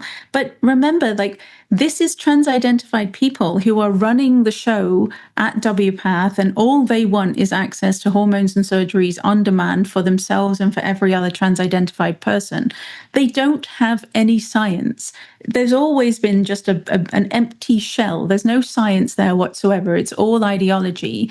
But then they write this Standards of Care 7, publish it in 2012. They're also colluding with the Endocrine Society. So there's a whole bunch of WPATH members on the inside of the Endocrine Society. So Endocrine produces guidelines based on no evidence, and then WPATH produces their guidelines, and they cite the Endocrine Society guidelines, but there's still no evidence anywhere. So when one of the things I try to be sensitive to is absolute statements. So when you say there's no science or no evidence, is that literally true? Or are there no attempts to do studies of before and after with populations of patients? Make the case for the claim that there's no science. Mm-hmm. When I say no science, I mean no good quality science. There's a mountain of junk science.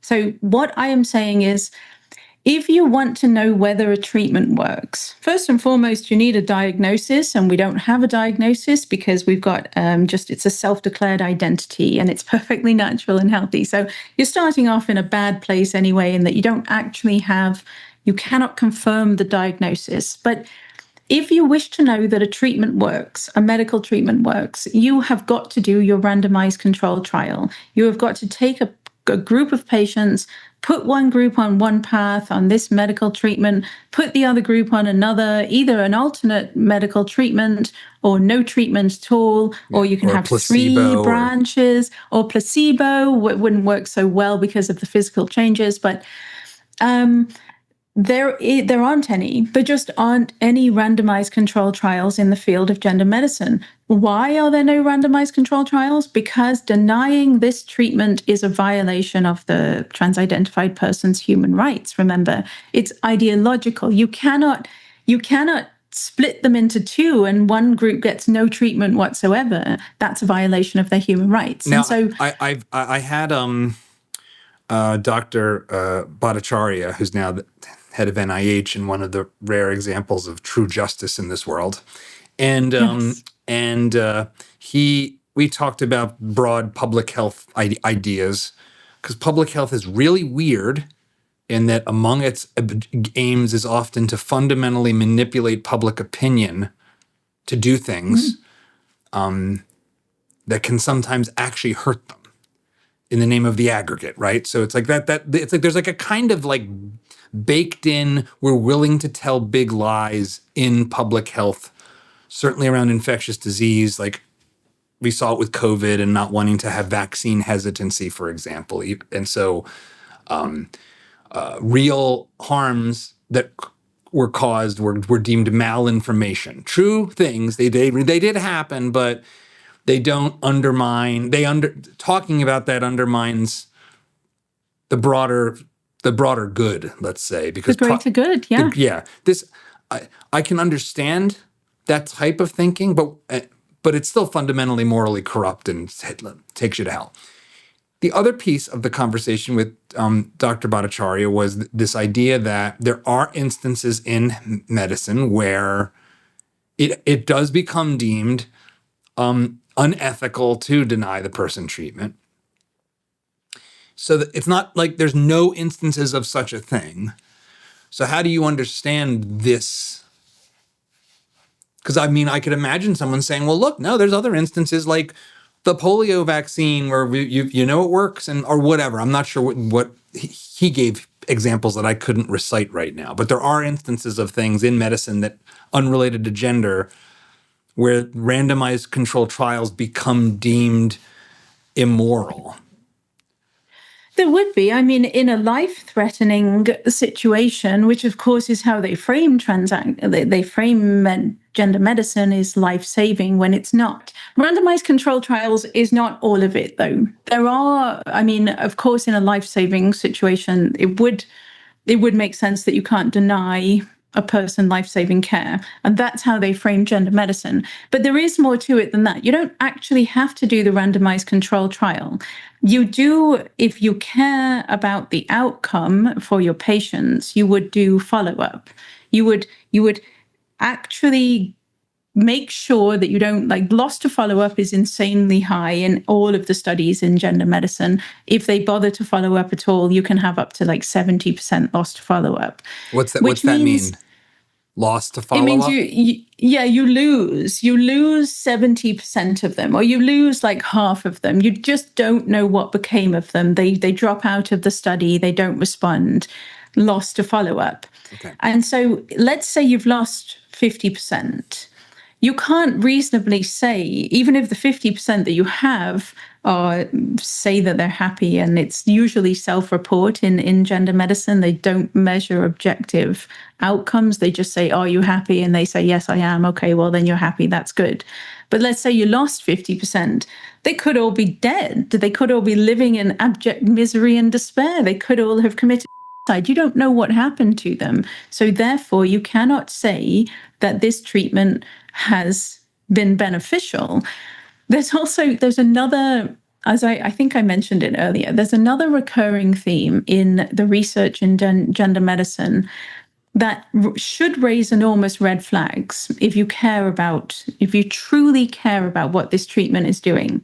So I think it was 1988, the Dutch are doing the experiment at the same time as the Americans. Paul McHugh finds there's no good outcomes, so he shuts down the American side, but the Dutch, they're still doing it. And in 1988, they published their first follow-up study, and it shows a recurrent theme that I'm about to explain, in that the men who had gone through this treatment, they all said that they were happy.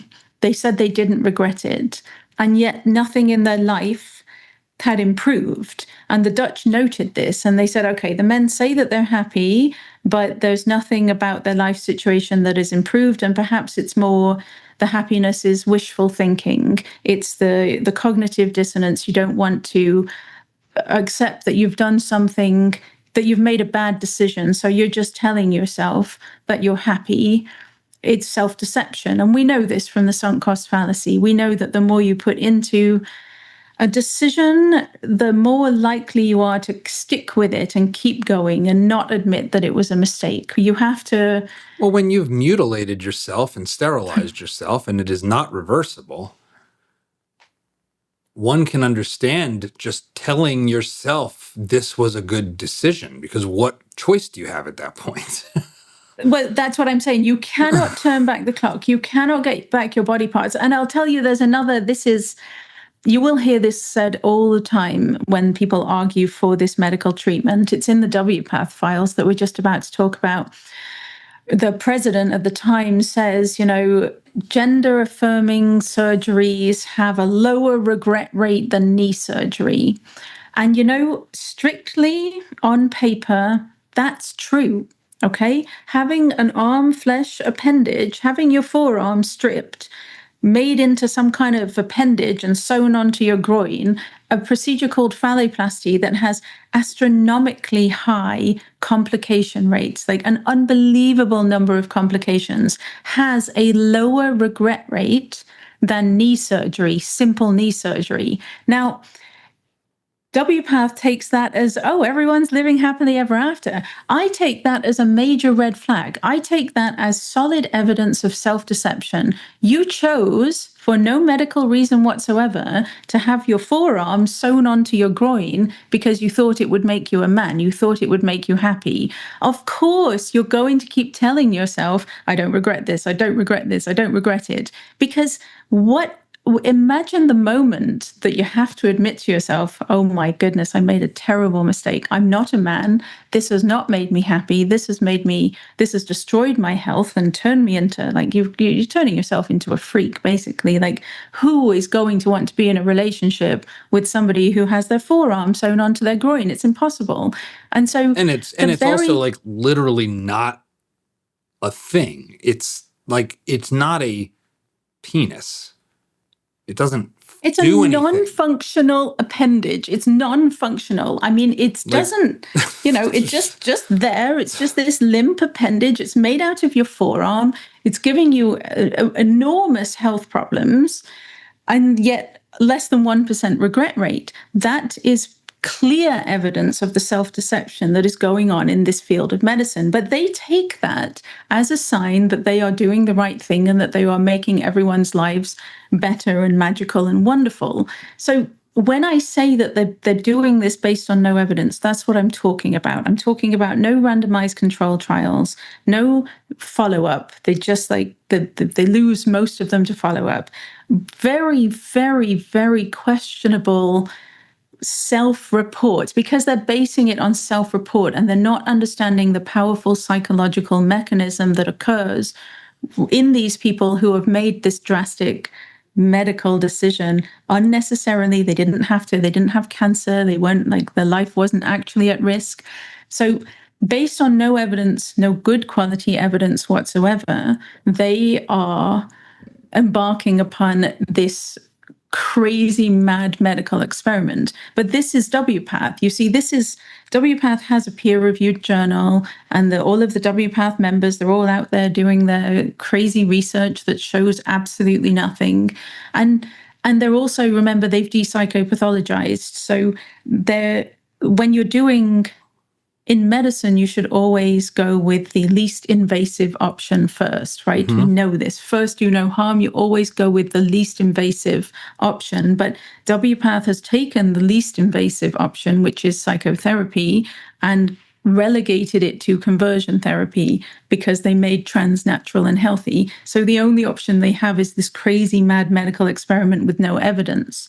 And so WPATH, they guide the entire field of gender medicine. They are it, basically. If the World Professional Association for Transgender Health says this is the right way to treat people, gender clinics all over the world, until very recently, followed WPATH. I would say their reputation is in complete tatters now, and only in North America, blue states and Canada, they follow WPATH.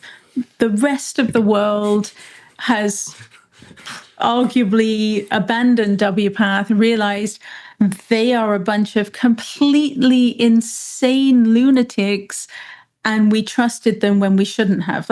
There's a lovely concept in medicine called the chain of trust, and that is in the doctors or everyone in the chain of medicine has to be able to trust that the person above them has done all of the necessary research when they set the guidelines, when they make the recommendations, when they recommend the drugs. They have done all of the research to make it as safe as possible. That's the chain of trust, because nobody has time to check that every treatment, every guideline, everything for every illness is legitimate. You just have to trust that somebody's done the work. And WPATH broke the chain of trust in gender medicine because they are it, and they are the ones setting the guidelines, and they are the ones with all of the research.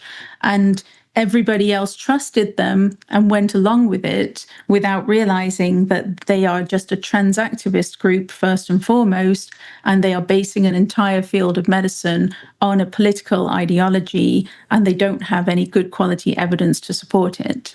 So at the peak of this insanity, one would hear all of these major medical associations are all on board with the same standard of care. The American Pediatric Association, the American Medical Association, all the medical schools. I have nephews in medical school. They've encountered this nonsense. They're right-thinking people. They have their heads screwed on straight. So they're like, oh yeah, it's all a bunch of woke garbage. It's completely crazy. We've got this pronoun talk in medical school. Is this all WPATH? Is this all basically all these formerly trusted institutions just basically copying and pasting WPATH's standards of care? That's exactly it. And I'm not just saying this now. We actually have the proof of this. So 2024 was a terrible year for WPATH. Michael Schellenberger and I released WPATH Files, but then a month later, England's CAST report was published, a 4-year-long investigation into the Tavistock Youth Gender Service in London. That's what shut down the gender service in the UK. And it was a whole big scandal. But one tiny part of the CAST report to me was fascinating in that they did a systematic review of the guidelines in gender medicine, which means they took all of them from all over the world, every single guideline in gender medicine, and they assessed them. Systematic reviews grade the quality of the evidence very rigidly to a very strict framework. And what CAST discovered, or what the systematic review in CAST discovered, is that WPATH manufactured the consensus on gender-affirming care. What they did, like I just was saying, they produced standards of care 6 in 2001. Again, just no evidence. There's no evidence there. It's just garbage. Then WPATH members on the inside of the Endocrine Society produce guidelines in 2009, again, based on no evidence, saying this is how you treat trans-identified people, you give them these hormones and everything. Then WPATH in 2012, they produce another evidence-free standards of care based on nothing, and they cite the Endocrine Society, but the Endocrine Society cites WPATH. So you've got your triangle there where there's no evidence on the inside. But then CAST showed that something truly remarkable happened at that point. Bear in mind what we've talked about. Trans activism is building and building, and it's just about to launch. 2012 WPATH Standards of Care 7 then just triggers a cascade. All the medical associations all over the world just take WPATH Standards of Care 7 and copy paste, reproduce. So they're all endorsing, or they're not publishing guidelines, they're publishing position statements saying, we support gender-affirming care for trans-identified people, and they're citing WPATH, and everyone's got their official position. But it's all based on absolutely nothing. It's based on this citation cartel with the Endocrine Society and WPATH. And then to top it all off, in 2022, WPATH produces its Standards of Care 8, which is the single most insane document in this medical scandal. It's hundreds of pages long. There is an entire chapter on eunuch as a valid gender identity. Eunuch? Like eunuch. Men with castration fetishes have eunuch identities deserving of gender-affirming castration. They've got an entire chapter. There's even a phrase in there, children who may identify as eunuch. They actually suggest that children might have these eunuch identities in the Standards of Care 8 of the World Professional Association for Transgender Health. But then there's a chapter on non-binary, which talks about how you can get second sets of genitals created, or you can nullify the body and have absolutely no sex characteristics whatsoever if you're non-binary but neither male nor female. And then there's the adolescent chapter, which we should linger on for a moment, because something really remarkable happened with WPATH's adolescent chapter in that it was published and they had lower age recommendations for adolescents. It was like 14 for cross-sex hormones, 15 for a bilateral mastectomy, 17 for vaginoplasty, like chopping off the penis. They were really atrociously poor, lower recommendations anyway. And then after 24 hours or so, mysteriously, all of those ages disappear from the document and nobody knows why. WPATH says, oh, we published the wrong one or something crazy like that. So then we find out also in 2024, okay. this is why it's such a terrible year. I'm trying not to, there's steam coming out of my ears, this whole conversation, but this in particular is just... Wait till you hear what happened to those age recommendations, though. So we find this out in 2024 in June. There are unsealed discovery documents. So what happened was Alabama banned youth gender medicine, ACLU and a bunch of lunatics launch a lawsuit trying to overturn the ban. That's what they do. And they're citing WPATH. So the Attorney General does something brilliant. He says, okay, turn over how WPATH created Standards of Care 8, millions of discovery emails on how WPATH created this insane document that is being cited in this court case. And so we know from the unsealed documents that those age recommendations that were insane anyway disappeared because Admiral Rachel Levine, who was Biden's Assistant Secretary for Health and Human Services, a trans-identified man, bloke who thinks he's a woman, Admiral Rachel Levine, who is a member of WPATH, Admiral was on the inside pressuring WPATH to remove those lower ages because it would hurt the legal battles going on at the state level that the Democrats were fighting, because the Democrats, like, it was the Republicans banning all of these, the youth gender medicine. And so the Democrats were supporting overturning the bans.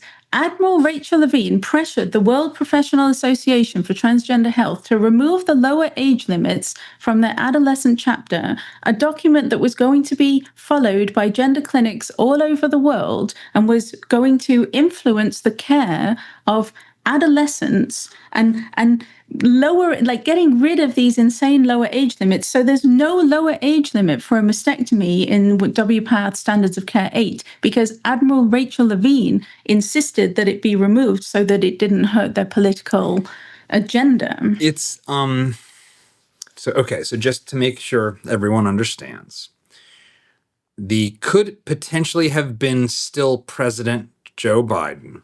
Oh, no, that's true. I guess it would have been Harris because Biden flamed out in the debate and we ended up with Harris. It's kind of like it's that whole 2024 was so insane. It's hard to even remember.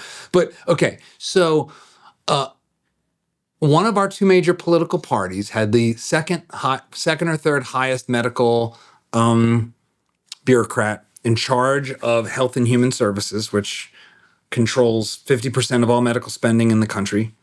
Through Medicare, Medicaid, VA, etc., was actively trying to make sure that so-called doctors could mutilate children at any age to protect Democrat lawsuits. And we have the receipts on this. We have the communications. We have the receipts. And what's interesting is that was even too much for some WPATH members. They're on the inside saying, we can't do this. We can't just take these ages out. We can't let US politics dictate how adolescents are treated in this field of medicine. Like, even WPATH members are on the inside in this email thread saying, I don't think this is a good idea. And then they did it.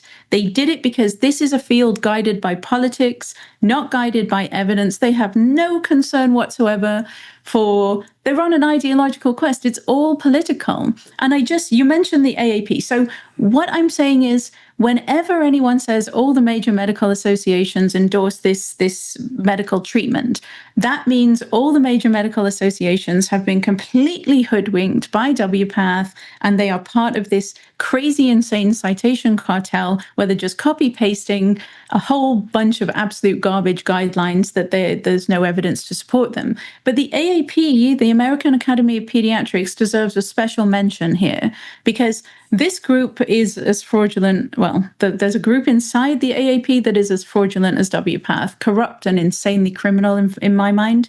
So in 2018, the American Academy of Pediatrics comes out with this crazy position statement endorsing this medical treatment for adolescents and basically saying children know their gender identity. You let the child lead. If a child says they're trans, then they're trans. And when they get to puberty, you give them this treatment, puberty blockers and cross-sex hormones. It was a crazy, insane document in 2018. And in 2019, a man called James Cantor, who is a brilliant researcher, very, very knowledgeable, he wrote a fact check of the AAP 2018 statement. He fact checked it to death, basically. He said he checked all of their citations. Well, he knew the literature because he's an expert in the field. So when he read it, he's like, none of their citations say what they are saying they say. They basically took an entire body of research on adult homosexuality and they applied it to so-called gender identity in children. There's basically no relevance whatsoever. What does that mean? What does that mean? Well, so when the research in adult homosexuality is saying it's fixed and conversion therapy doesn't work, and if somebody says they're gay, then I'm oversimplifying here, but Okay. if a person says that they're gay, then they're gay, they know who they are. But we're talking about adult sexuality, and it's basically saying medical conversion therapy doesn't work, or conversion therapy doesn't work. They took all of this literature and they applied it to children with supposedly mismatched gender identities, which means if a child says they have a gender identity that doesn't match their sex body, then they know who they are, and you have to believe them and you have to affirm them, and it's harmful to question it. And then here you go, have all of this medical treatment. And then, of course, they're citing WPATH's completely insane evidence-free standards of care as well, and the Endocrine Society. So there's so much fraud and so much corruption going on in every single medical institution that I do completely understand why, when I talk about it, people think I've lost my mind, that what I'm saying simply cannot be true, and I must have tumbled into some kind of crazy internet rabbit hole and been radicalized, and I'm just spouting conspiracy theories, because the truth is so much more insane than any conspiracy theory ever could be, right? How could the average person understand that every major medical association is wrong? You know that meme where it's like the one person and the crowd and it's, yes, you're wrong? That's me, because yes, every major medical association is wrong. How is anyone supposed to believe that that's true? It's so deeply destabilizing on so many fronts. It's really heartbreaking because there's this bigger picture, which we didn't really talk about. Like we didn't really talk about like social media. Like all of this got heavily aided by the mass contagion, mass craziness of kids on social media and all of us on social media and all of us getting these algorithmically fed crazy feeds about whatever it is that we start to obsess over. And next thing you know, it's the only thing we're seeing, and et cetera, et cetera. But when you have, there's a saying, right? If you have your health, you have everything, and something like that. It's like, we all know what this feels like. The second you have get like the flu, like everything about your life sucks. You can't like everything goes away. You go from having like the broader normal daily life with a bunch of different concerns, and bothers and hopes and dreams, and you become super narrow focused on, I feel horrible, I feel sick, this is the worst, I hate this. It's like it occupies your total attention. Yeah. And so when you have corruption of the healthcare industry like this, and when you have it aimed at our most like fundamental pillar of like human life with it, which is like relationships, pair bonding, sex, and children. Like the things that we all ultimately, almost everyone really just wants to be happy. We all just really want someone to love so we can have a family, and that's what will make our life good or not. Mm. And I'm monologuing here, but bear with me.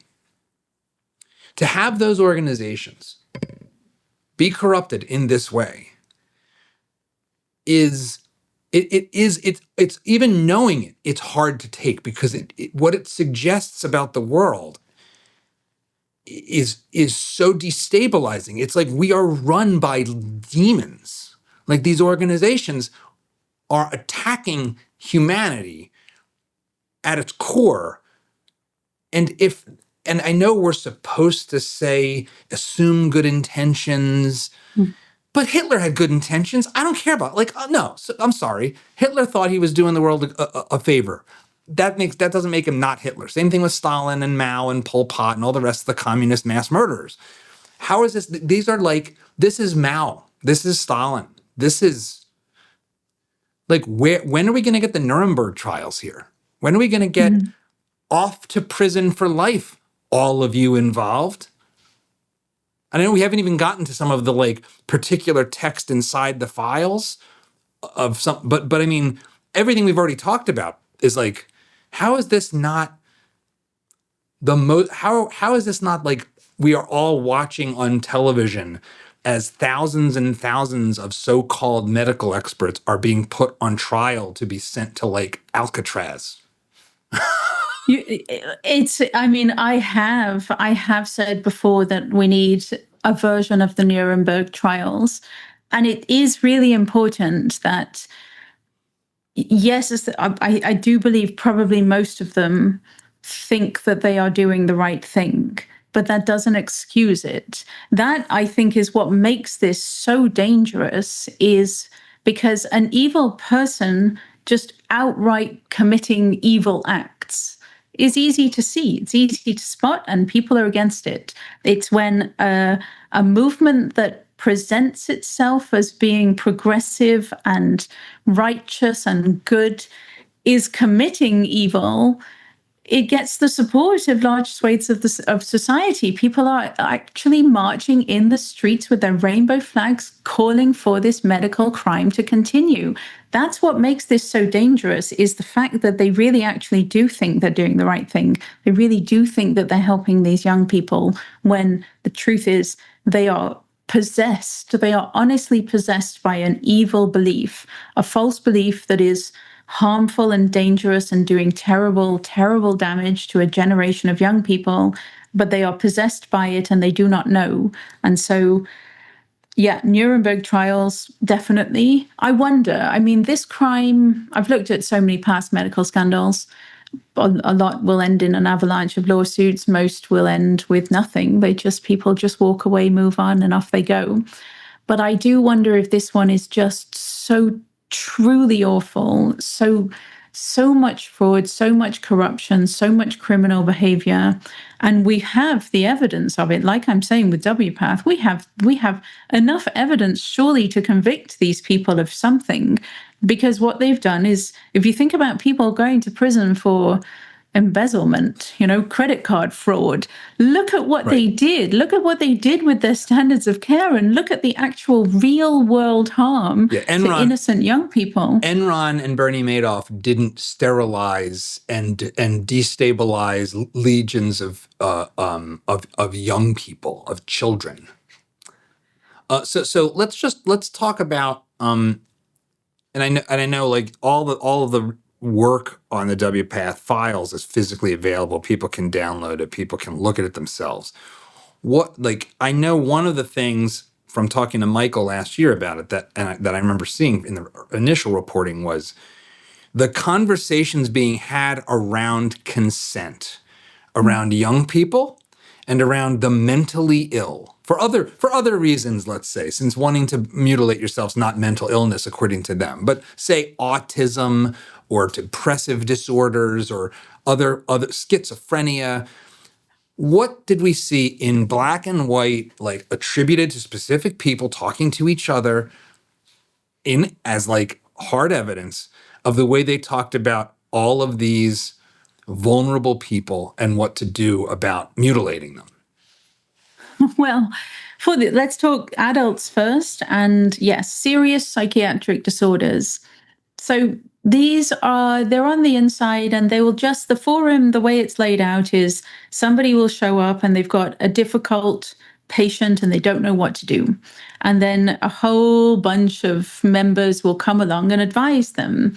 And so, you can have one person will show up and they're describing a person, an adult, in a very difficult place in their life, major depressive disorder, schizophrenia, serious mental health issues, and they want vaginoplasty, the penis amputation, or they want estrogen, and I'm not really sure what to do. And then it's just a pattern every single time. There's no deviation from this pattern. Legions of WPATH members, various qualifications, and psychiatrists, therapists, social workers, just activists, they will all come along in a whole chorus of mental illness is no reason, that there's no contraindication. There's no reason why this person cannot consent to these hormones or this surgery. And So basically, schizophrenia, it doesn't damage someone's consent to going under the there's knife. there's no reason why, because trans is natural and healthy. So trans is just it's completely separate in their mind from all of the mental health issues. It's like, kind of mentally ill person undergo chemotherapy. Well, of course they can, because it's going to save their life, and the mental illness is separate. And that is the way they see it. It's an entirely separate physiological, healthy condition that bafflingly needs all of these crazy surgeries. And so the mental illness should not come into play. And then a lot of them have this very warped idea that if you do the surgery or give them the hormones, that will actually improve their mental health, because maybe they have major depressive disorder because they are trans and they don't have, their body and mind does not align. So they're flipping it around because so they can't even contemplate that the causality is in the other way, that the mental health disorder is driving the misunderstanding about their body.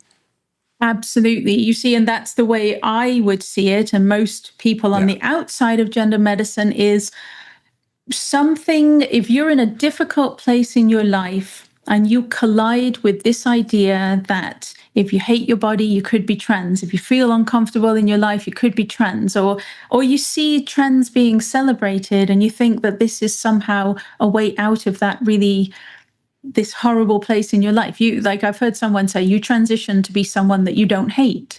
You transition and you're reborn, it's a new start. So most people, I think, would look at these individuals with these serious mental health disorders and think that's where the trans identity has originated from. And so you need to work through all of these difficulties to help the person overcome them and then reconcile body and mind. But remember that because of de-psychopathologization, that is conversion therapy. All of that is forbidden. You can't even ask, you can't even look, you can't even investigate. And so you can see why in WPATH the mentality does not matter what mental health issue this person has. There's one person in there, she's a very prominent therapist. We blanked out her name. She's on the West Coast. She wrote, actually, if I say what she wrote, then you'll know who she is. She wrote a bonkers, insane paper, one of the most insane papers in gender medicine. And so she's in there basically saying, in all of the years that I have been practicing as a gender-affirming therapist, I have only ever denied one person the referral, the surgical referral, and that's because they were in active psychosis in my therapy session. That's why she denied that one person. And she says, I've referred homeless people for at least an orchiectomy, which is surgical castration. I've referred schizophrenic, all of these people. She's only ever denied one person. So you can see that in their world, basically nothing, only actual active hallucinations in the therapy session is what's going to get you denied. And I wouldn't be surprised if that person got a referral at a later date when things were a bit more stable. So that's the adults. And there's even one crazy one, if you want the overlap from the recovered memory movement, is there's one person in there talking about how do you get consent from a person with multiple personality disorder, which is now dissociative identity disorder. They have multiple personalities, plural identities, like living within them. So let's say this person has 6 separate personalities. They're clearly mentally unwell. They believe that they are 6 different people. This WPATH member is talking about how you have to get consent from each of the 6. And it's like, how best do you get consent from each of the 6 people living inside this one person who wants to have? Is this an M. Night Shyamalan script? Wait. I have to get each of the. So I've got a young woman. I've got a young woman in front of me who has 6 different personalities. Yeah. I want to make sure I understand this. So this person writing about this, saying you have to just get consent from each of the 6. So like Tiffany and blah, blah, blah, and Mary and Lisa, and they'll all say like, oh, now I'm Lisa. I need to, what do you have for, like, I mean, the insanity of this is, it's like goofy. But does this person believe that the multiple personalities is a disorder? I think the person believes that you have to affirm all of the 6 personalities, just like you affirm the trans identity. There's also a branch of WPATH that believes in multiple personalities. And so you have to affirm the 6 personalities. But honestly, this therapist in there was saying, if you don't get consent from all 6, you might open yourself up to lawsuits later. And I'm like, are you out of your mind? Like, But I guess it makes every sense. one of them deserves to be sued into oblivion. So I guess there's an actual formal acknowledgement that basically we have to treat multiple personality disorder as if it's not a disorder and it's just as natural, because why is having multiple people in your head so much different than thinking you're the different sex? It's like they seem like they're in the same category of crazy to me. It's the natural overlap of those two, because multiple personality disorder was the big scandal of the 80s and 90s in psychiatry. And as soon as it was over, as soon as it collapsed in an avalanche of lawsuits, the whole trans scandal began also in psychiatry. So it's the natural overlap that there's a remnant of the past scandal that has now met the present scandal. And it is very much a case of the lunatics running the asylum within WPATH, these people. I mean, I reported on the WPATH 2022 conference, and they had a session on how do you get consent from people with multiple personalities. That session opened with an individual called the Redwoods, who is this trans-identified person with 9 personalities living inside him. And he's medicalized his body in some way. And he was giving a presentation about how important it is to respect all of the personalities and get consent and whatever. But then one of the things that sticks out in my mind is the advice that they were giving to clinicians on how you get consent from all of these individuals living in one body. There's an app. You can actually get an app now for these multiple personalities where the person can talk to themselves. All of the separate personalities have like a messaging thread. So the person can talk to themselves using this app. And then the person in WPATH is saying that's how you can get consent, is you have them figure it out on the app. It's like, yeah, this is very scientific. Yeah. Yeah. Wait, what? So Johns Hopkins, people. This is it. Like the Texas Children's Hospital, largest children's hospital, I think, in the world, consenting to this, adopting these people's ideas, saying this is healthcare. Right. This isn't Dr. Mengele on crack. No, this is medicine. These are the people. They think eunuch is a valid gender identity. They advocate for surgically created second sets of genitals. They advocate for people with multiple personalities to figure out using an app whether they should have their penis chopped off. You know, these are literally the lunatics are running the asylum here, and the whole world is following them. But then if we want to let's go to adolescent consent, because this is where we really get into. To some extent, if you are an adult, well, see, this is the funny thing. Like, consent is an adult of sound mind and body. Like, if your testimony in a court of law would be considered legitimate, then fine, mutilate yourself. Okay, I think it's horrible.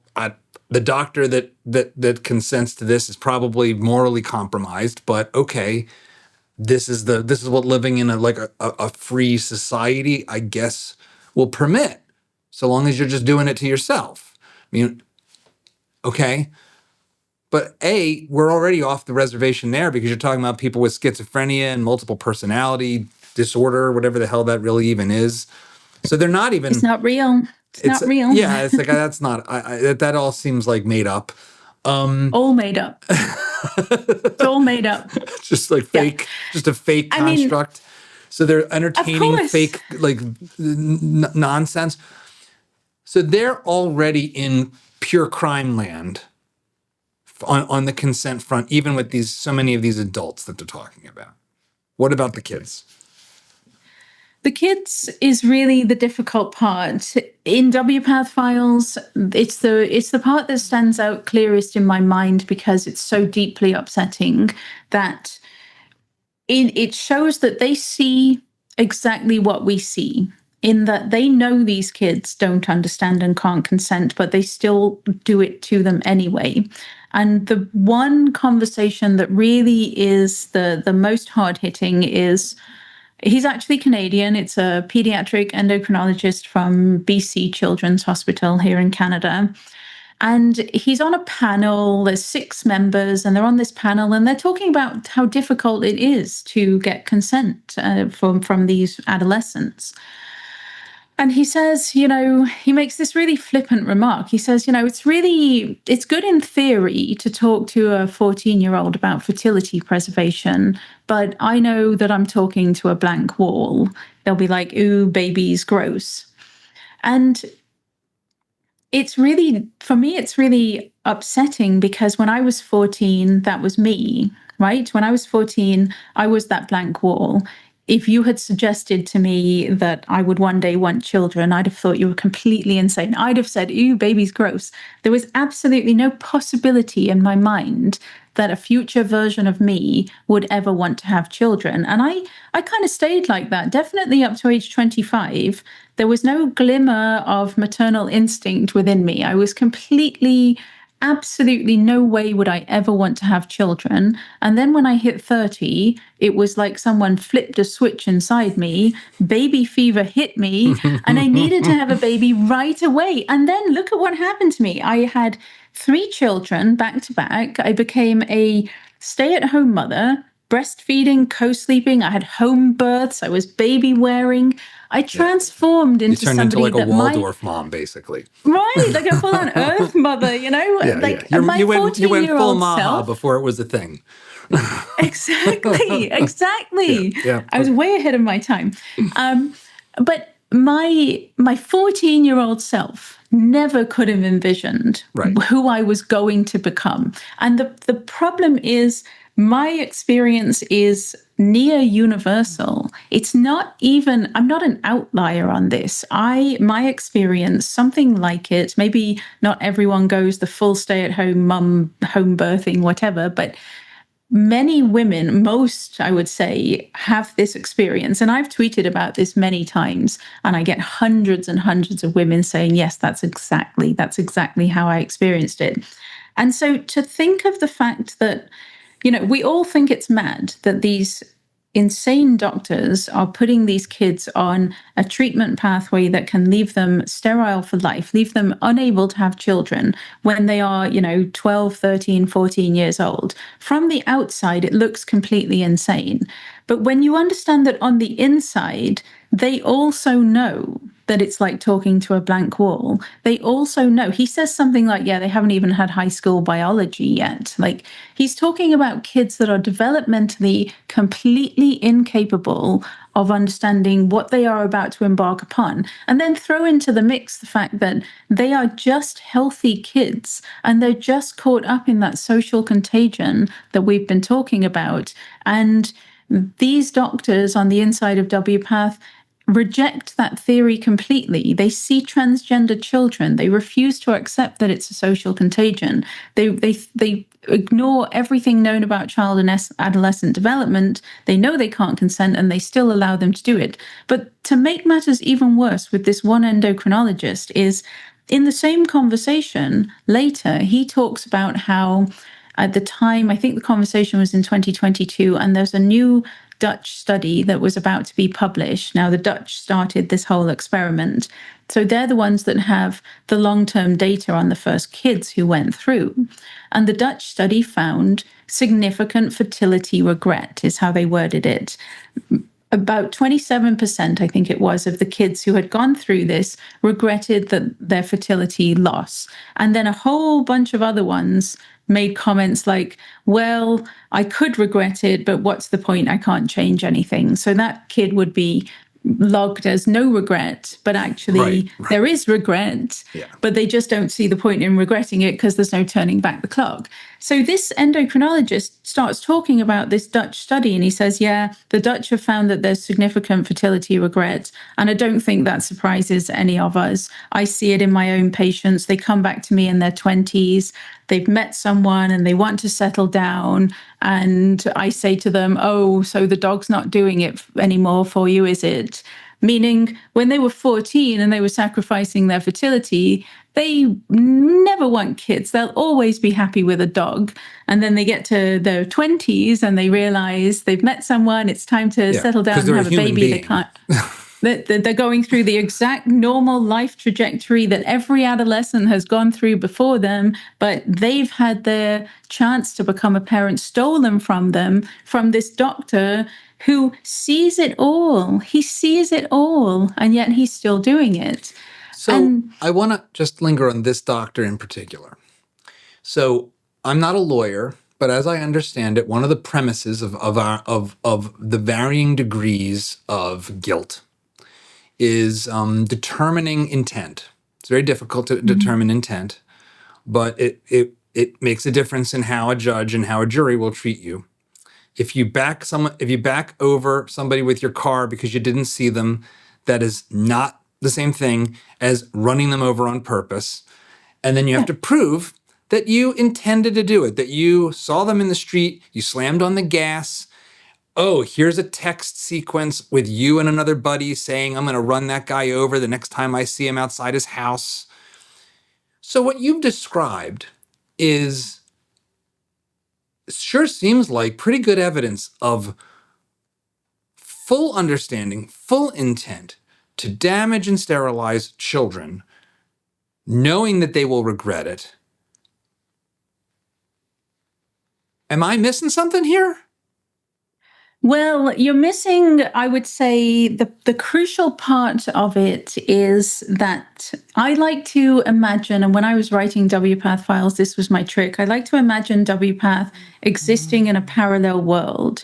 And in the parallel world where they live, these kids are trans. Like, I don't believe in the concept of the transgender child. There is no such thing. But in this parallel world, the kids and the adolescents in that doctor's clinic are trans. And the only way to help them the only way to help them live long and happy, healthy lives is to medically intervene to make their body match this inner trans essence that they have. And so he's looking at it from that point of view.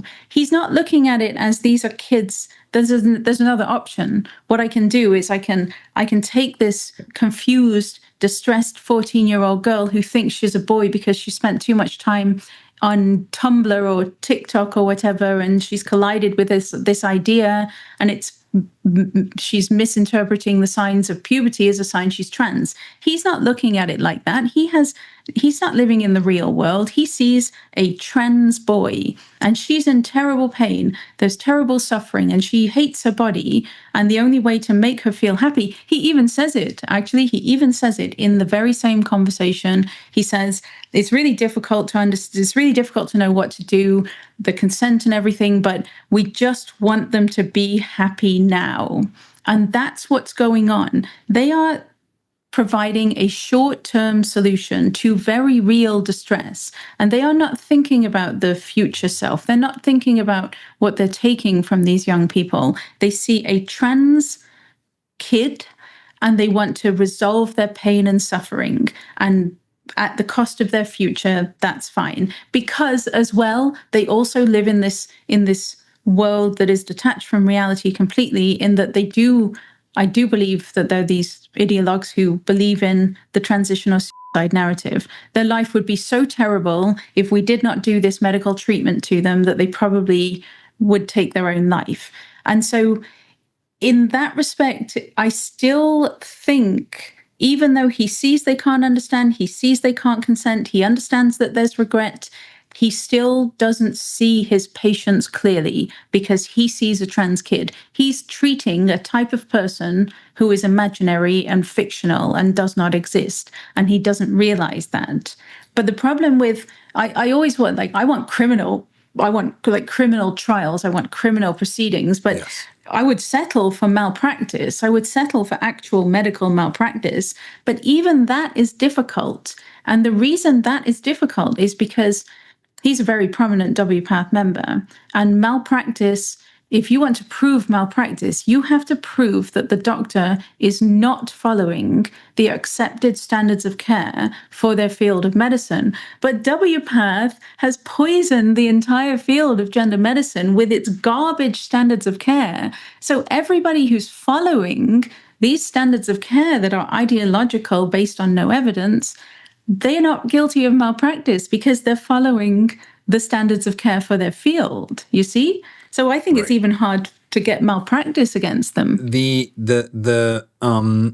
diffusion of responsibility here, it mirrors what other work that Michael Schellenberger did, which is very related, which is the Twitter files and the censorship industrial complex. You have a ideology, which is that speech is equivalent to violence. And so you have these ideas. You're in Canada, so you know this. You got this ridiculous thing as an American called hate speech, which is like not a thing. It's not a thing. There's speech, and then there's all kinds of reasons why people talk, and you'll have to get into their heads to know whether it's motivated by hate or ignorance or misunderstanding or accurate and uncomfortable or whatever.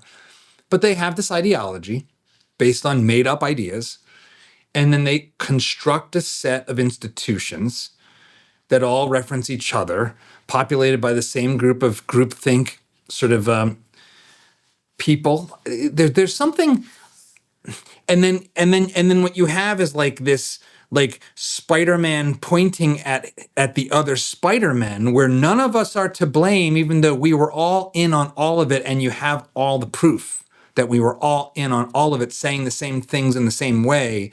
But you're a conspiracy theorist for noticing that we did this. And it's all a nothing burger or something. Exactly. That's why I understand why people don't believe me. I understand why people think I must have lost my mind. None of this can be real because the truth is so insane. How could it possibly be true? And yet everything that I have said today, there's even more to it. I'm sure we could talk for like 6 straight hours and I still wouldn't be done. But it's to understand the many layers of corruption, and that's the trouble that I have. Like that Spider-Man analogy is perfect because heads should roll for this. Yeah, and like yet literally. It's so hard to pinpoint. Like, who are we? Like, I would like to see WPATH brought down because the fraud and corruption that went on inside WPATH is so unbelievably criminal in my mind that I just don't understand how they still exist. It's a private company, though, private limited. So I don't know how you bring them down. But individually, again, everybody was on their own kind of righteous quest because they're swept up in this false belief and they're acting in the service of this false belief and they think they're doing the right thing, but they're not. And it's very frustrating to think that people are going to walk away from this. And at the end of it, we're going to have so many injured people. Some won't survive, but we're going to be left with so many people who have sustained very real, serious injuries. And the trauma, it flows out, it spirals out. It's not just the individual who undergoes this brutal medical treatment. It's the mothers, the fathers, the brothers, the sisters, the cousins, the aunts, the uncles, the grandparents. Everyone has gone through hell because of these criminals in the field of gender-affirming care. And yet, they're all going to walk away scot-free because we can't get any of them? I can imagine a world in the kind of final Joker-like irony where we have this mass trial for all of these people, many of them transgender themselves, as you've said, there's a lot of them they have done this to themselves. And at the very end, the defense attorneys say, Your Honor, we plead insanity. right? My client can't be held responsible for mutilating those kids because my client is delusional and thinks he's a woman and is obviously insane. And I mean, like that, like in some cosmic, I just can almost see the cosmic joke scene playing out at the end of the movie, where they all get off on, or they all get, well, get off is an interesting turn of phrase. They all end up in like a psychiatric ward. You know, I have multiple biases here that have been obvious because I find it all monstrous and demonic. One of them, though, is my father is a surgeon. And he went to medical school in the 70s. And he told me stories about what was being done in some of his classes from the psychology people. And they were just super creepy, gross gender weirdos. Like he had a class, he said, where like this gay man, maybe he was who knows, but like forced them all to watch gay pornography as part of some kind of sex psychology, destigmatization or something. And my dad's an old school South Philly Italian Catholic, and he was just like, that whole field is packed with creeps. It is a bunch of disgusting, corrupt monsters. It always has been. And all of psychology is a scam. Now, that's maybe extreme, but it's less extreme than it sounds, I think.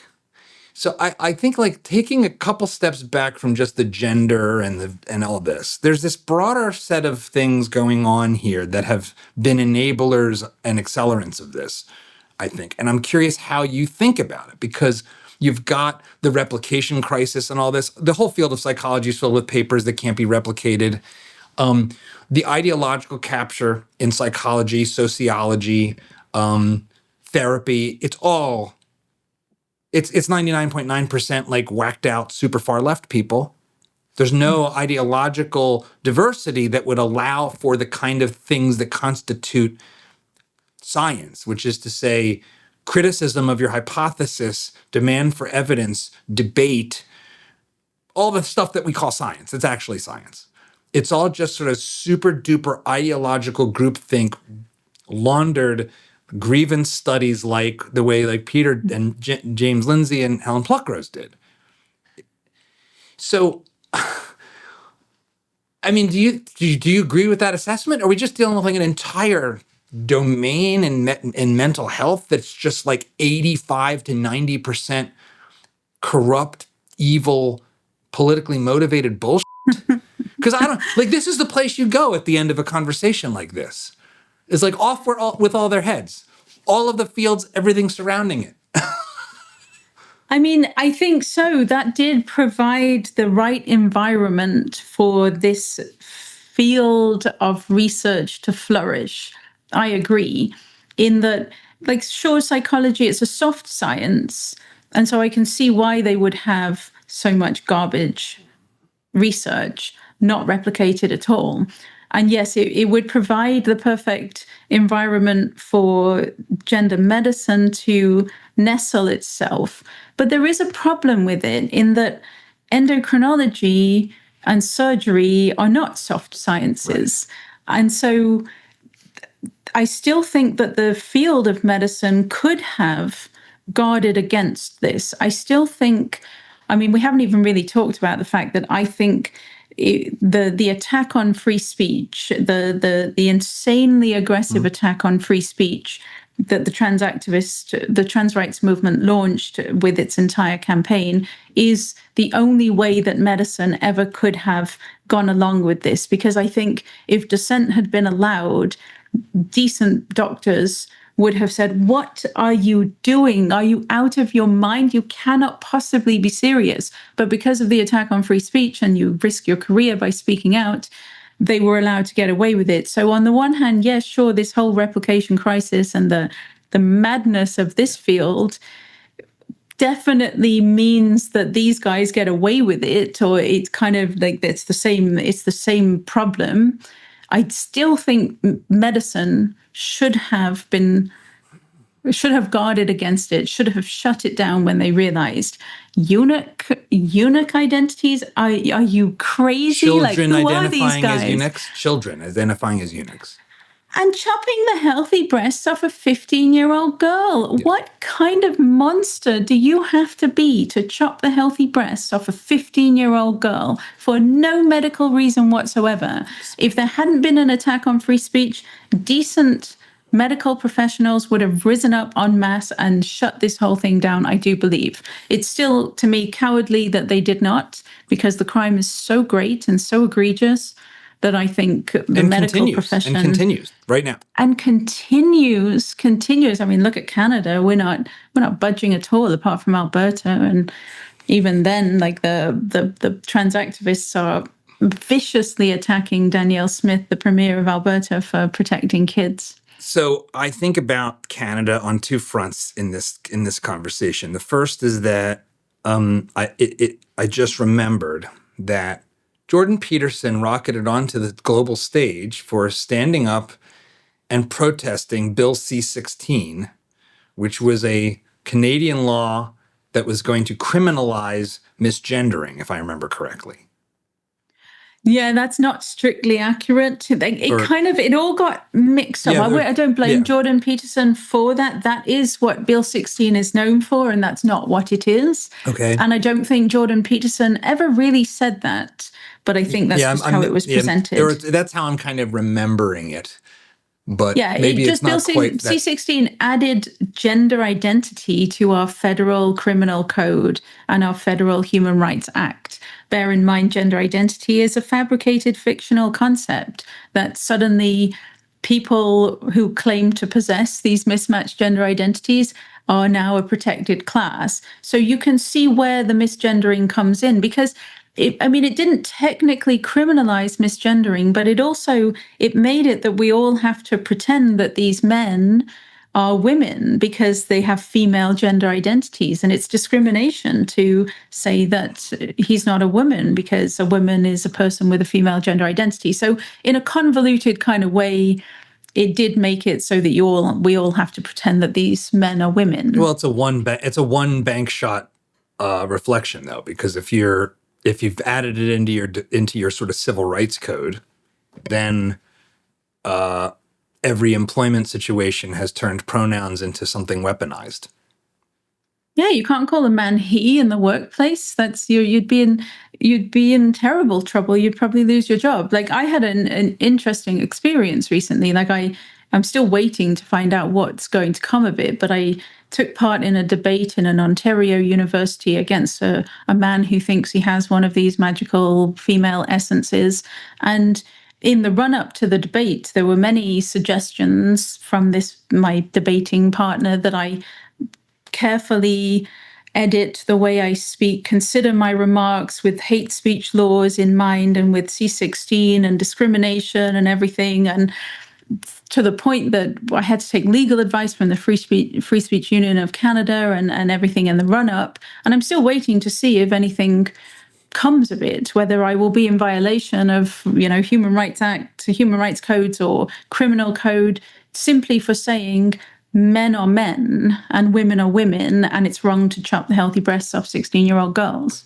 Well, you can always come to Texas. We will welcome you with open arms. Yet another refugee from the Anglosphere. I think I would do well in Texas. The other piece of this that is a forcing factor, which also Jordan Peterson experienced. I believe, if I remember correctly, he's had his medical license revoked in Canada.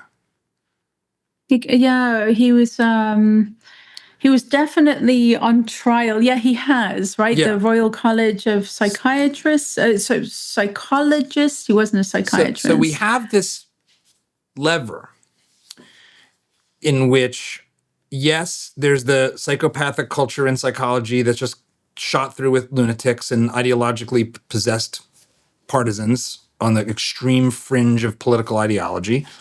Check, that's one thing. You've got this superstructure of like idea laundered nonsense with WPATH at the center, just lying about butchering people and then having it get run through all the major medical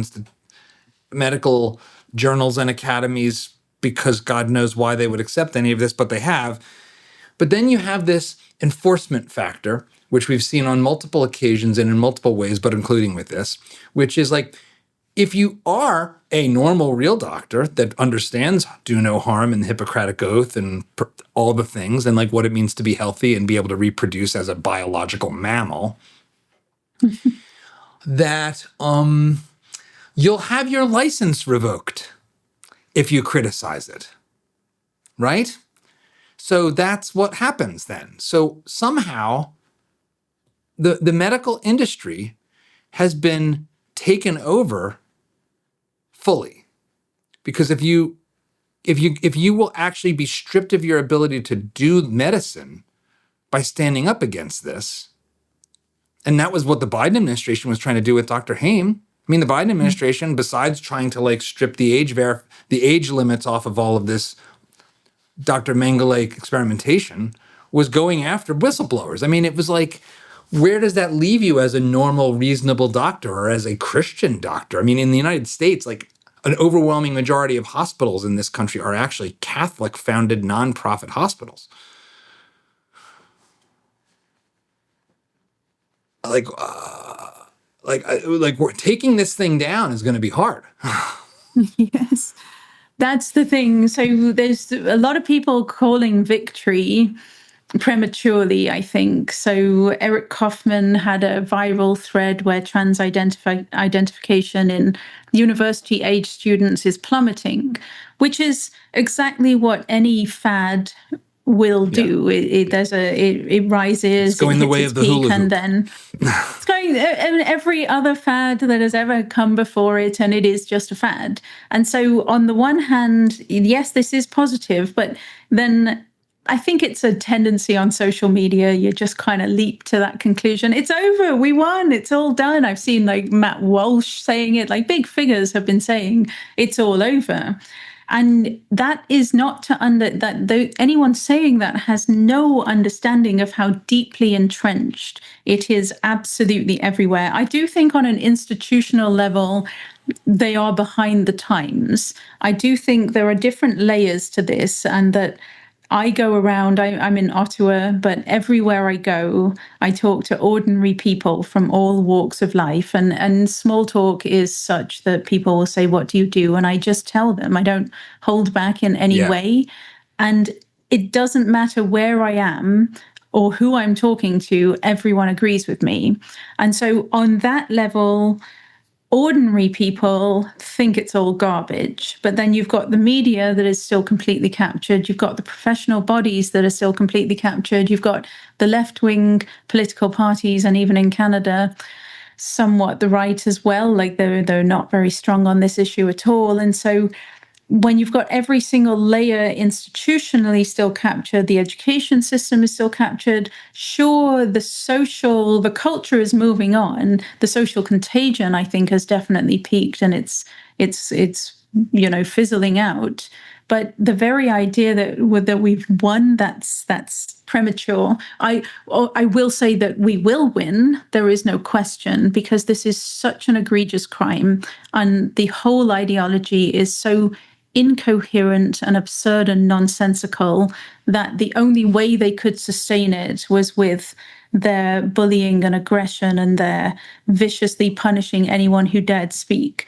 As soon as they lost that power, which I do believe they have lost that power now, people are not afraid. Yeah. It took far too long, but now enough people are talking about it that they will be defeated, and this will all one day be over. But we've got quite the fight still left ahead of us. I mean, it's another example where, flawed a character as he might be, Elon Musk has played a really important role in buying Twitter and becoming sensitive to this because of his own son being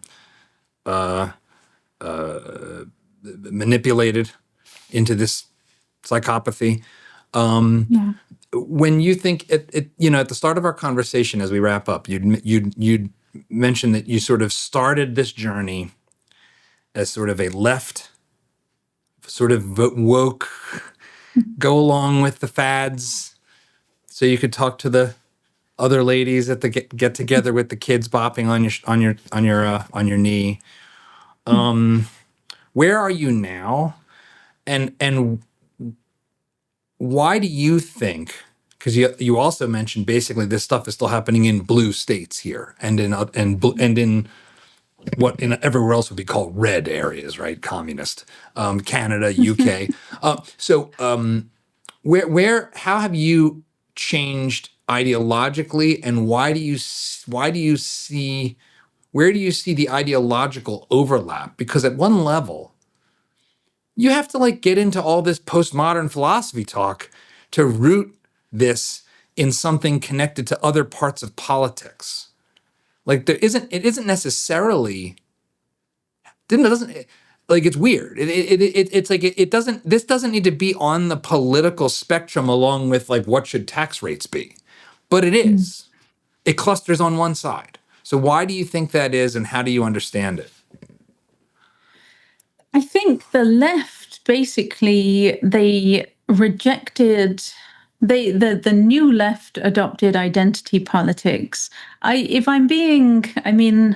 can't help, I'm certainly not the first to say it, but they abandoned wealth inequality, they abandoned fighting for the rights of the disadvantaged, and they adopted identity politics.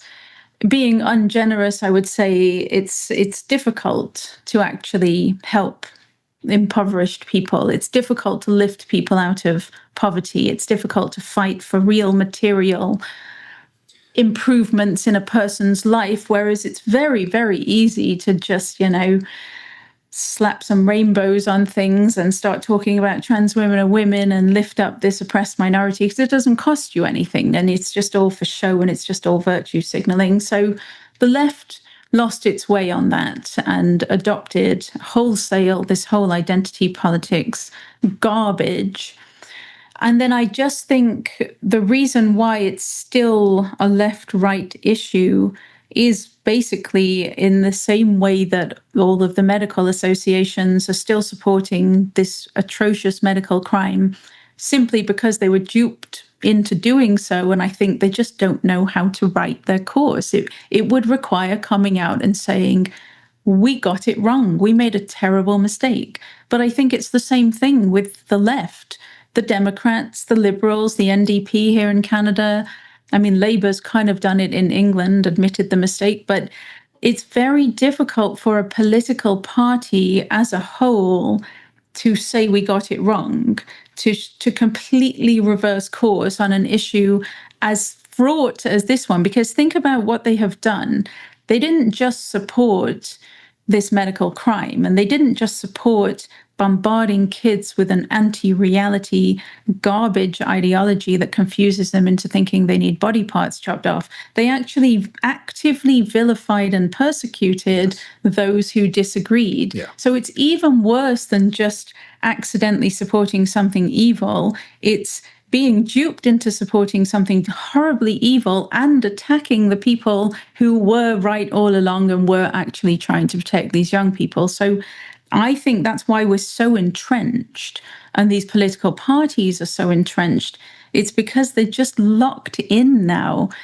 And yet, when I think about this and when I talk about this, I always think, just imagine how incredible it would be if they actually did come out with a big apology, if they faced up to what they have done, what they have supported, how terrible this crime has been, and they just said, we got it wrong and we're sorry, and we're going to do everything we can to help the victims and put this right. Imagine that wouldn't hurt them. That would be amazing. I would vote left again if they did something like that. I don't think I will unless they do, and it's very unlikely that they will. But imagine how incredible it would be to admit fault, to apologize, how powerful it would be. And yet I think there's I think one of the things that has made that this is an example of, let's say, and it is right there alongside of the censorship industrial complex ideology, and they fed on each other, obviously, like they fed on each other in the form of being deplatformed for misgendering and all of that stuff. And it's not unconsequential that the tech companies were all in San Francisco, which is a very transgressive sexual identity place historically. And so you've got a lot of permissiveness there, and the cultures of Silicon Valley companies had that straight to the core. That's just a fact. It points to this broader thing that's happening throughout the West, which is you have a class of people. This is where I almost start to think in ways that at least have some of a Marxist flavor as a right-winger myself. You have a class of people who've gone through this exact same type of experience together in education, in higher ed. It's this sort of technocrat managerial elite types. They go to the Ivy Leagues, they go to Oxford, they go to whatever your high-end colleges are. In their pools, all manner of craziness is all entertained or welcomed or excited, except something like Orthodox Christianity. That's, of course, not allowed to be talked about. And then they move on into these professional institutions in information, media, all the rest. Rob Henderson has talked about this in his book Troubled. He coined this idea, luxury beliefs. All of this stuff. I love that. Is these are like if it's not your kids and you're just at the dinner party saying like, oh well, I support trans kids' rights. That's just a luxury belief you had until your kid wants to mutilate themselves. It does feel like there's something bigger that's gone on, and it overlays politically in ways that are really they're gonna be hard, because like now we have these movements where that whole group of people in general are on one side of the political aisle. And that's like an important group of people. Like these are the people that are the most credentialed, the most educated. They're in the positions of power and authority in direction and management of major institutions. And then there's all the rest of us. And there's a subset, I'd put us in this category. There's a subset of like elites who are different, but we're like the outside weirdos. Peter Boghossian, Michael Schellenberger, Matt Taibbi, all these types of people. We're like the black sheep that if we can carve out our own little niche, we can survive and be okay and not have to work inside that industry. I used to work in Hollywood and entertainment, so I know this very deeply. As you've gone around, have you seen this? Have you seen this dichotomy between elites and their cosmopolitan sensibilities, and then everybody else, like the truckers in Canada, who are just like, well, obviously you're right. I was, like, how do you think about this? Because this feels like the touchstone issue in a lot of ways. It's very much a dividing line. And that, I think that's very much what I was talking about when I'm talking to normal people and they all agree with me. I'm not talking to, the elite class, those running the institutions. I would love to imagine that, run into one of those and have a conversation. I think it would probably go very differently. And that is the problem. They are completely out of touch with what I believe is the general sense on not just the trans issue, but the whole woke identity politics garbage. But they're the ones running the show, and they're the ones who hold the power, and they're the ones making the decisions. So, but then where does it leave us? It's frightening to me. What I think is genuinely frightening is we do have that generation that has just graduated. They're still very young, and they are the ones climbing the career ladder. They are the ones about to take the positions of power, and they are the ones who have been fully and completely indoctrinated with these garbage ideas because there was no pushback while they were going through the university system. I do have enormous hope for the generation that comes afterwards, and that's because I have children, as I said, 12, 14, and 16, and they tell me all the time what's going on in their school, and I talk to other young people as well. and they're done with it. They think it's all garbage. Somebody starts asking them their pronouns, and they're just like making fun and having a good laugh and ridiculing it. It's also stupid. So the kids are all right.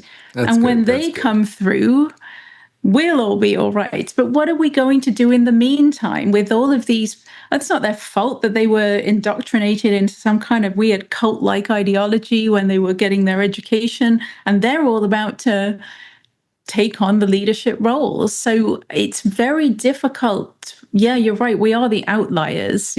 I'm in Canada. I don't know if you can even understand what that means. I'm in Canada. Like, there's outliers in, you're in Texas having a great time, I'm sure.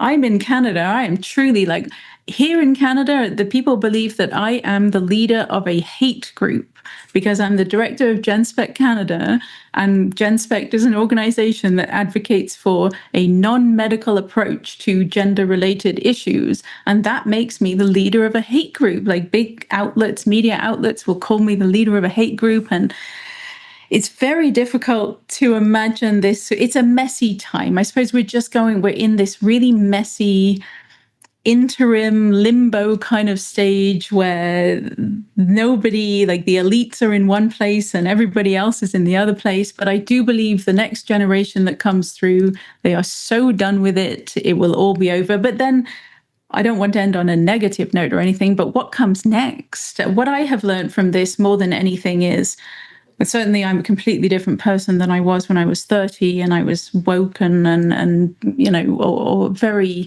afraid of causing offense. Like, I'm a very different person in that I now believe it's important to question everything and speak the truth, no matter what cost there is to yourself.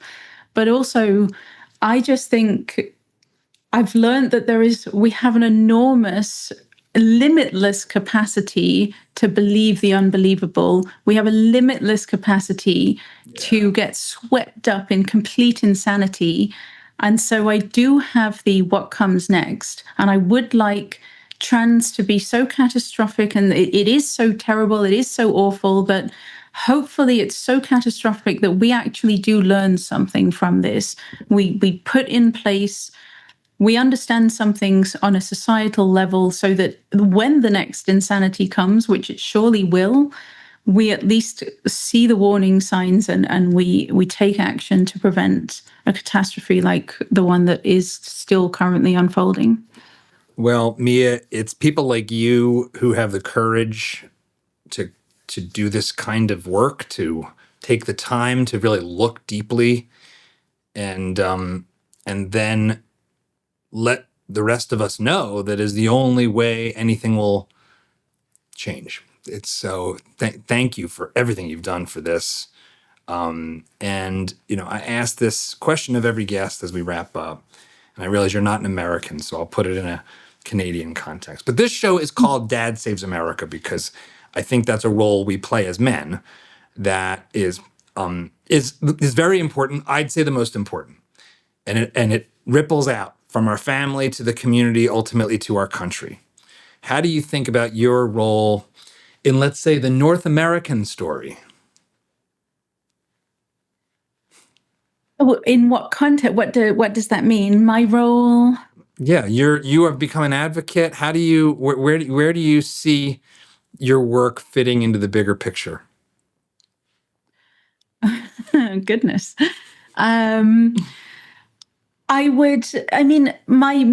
purpose has always been to put this madness into a wider historical context. We're living in the eye of the storm.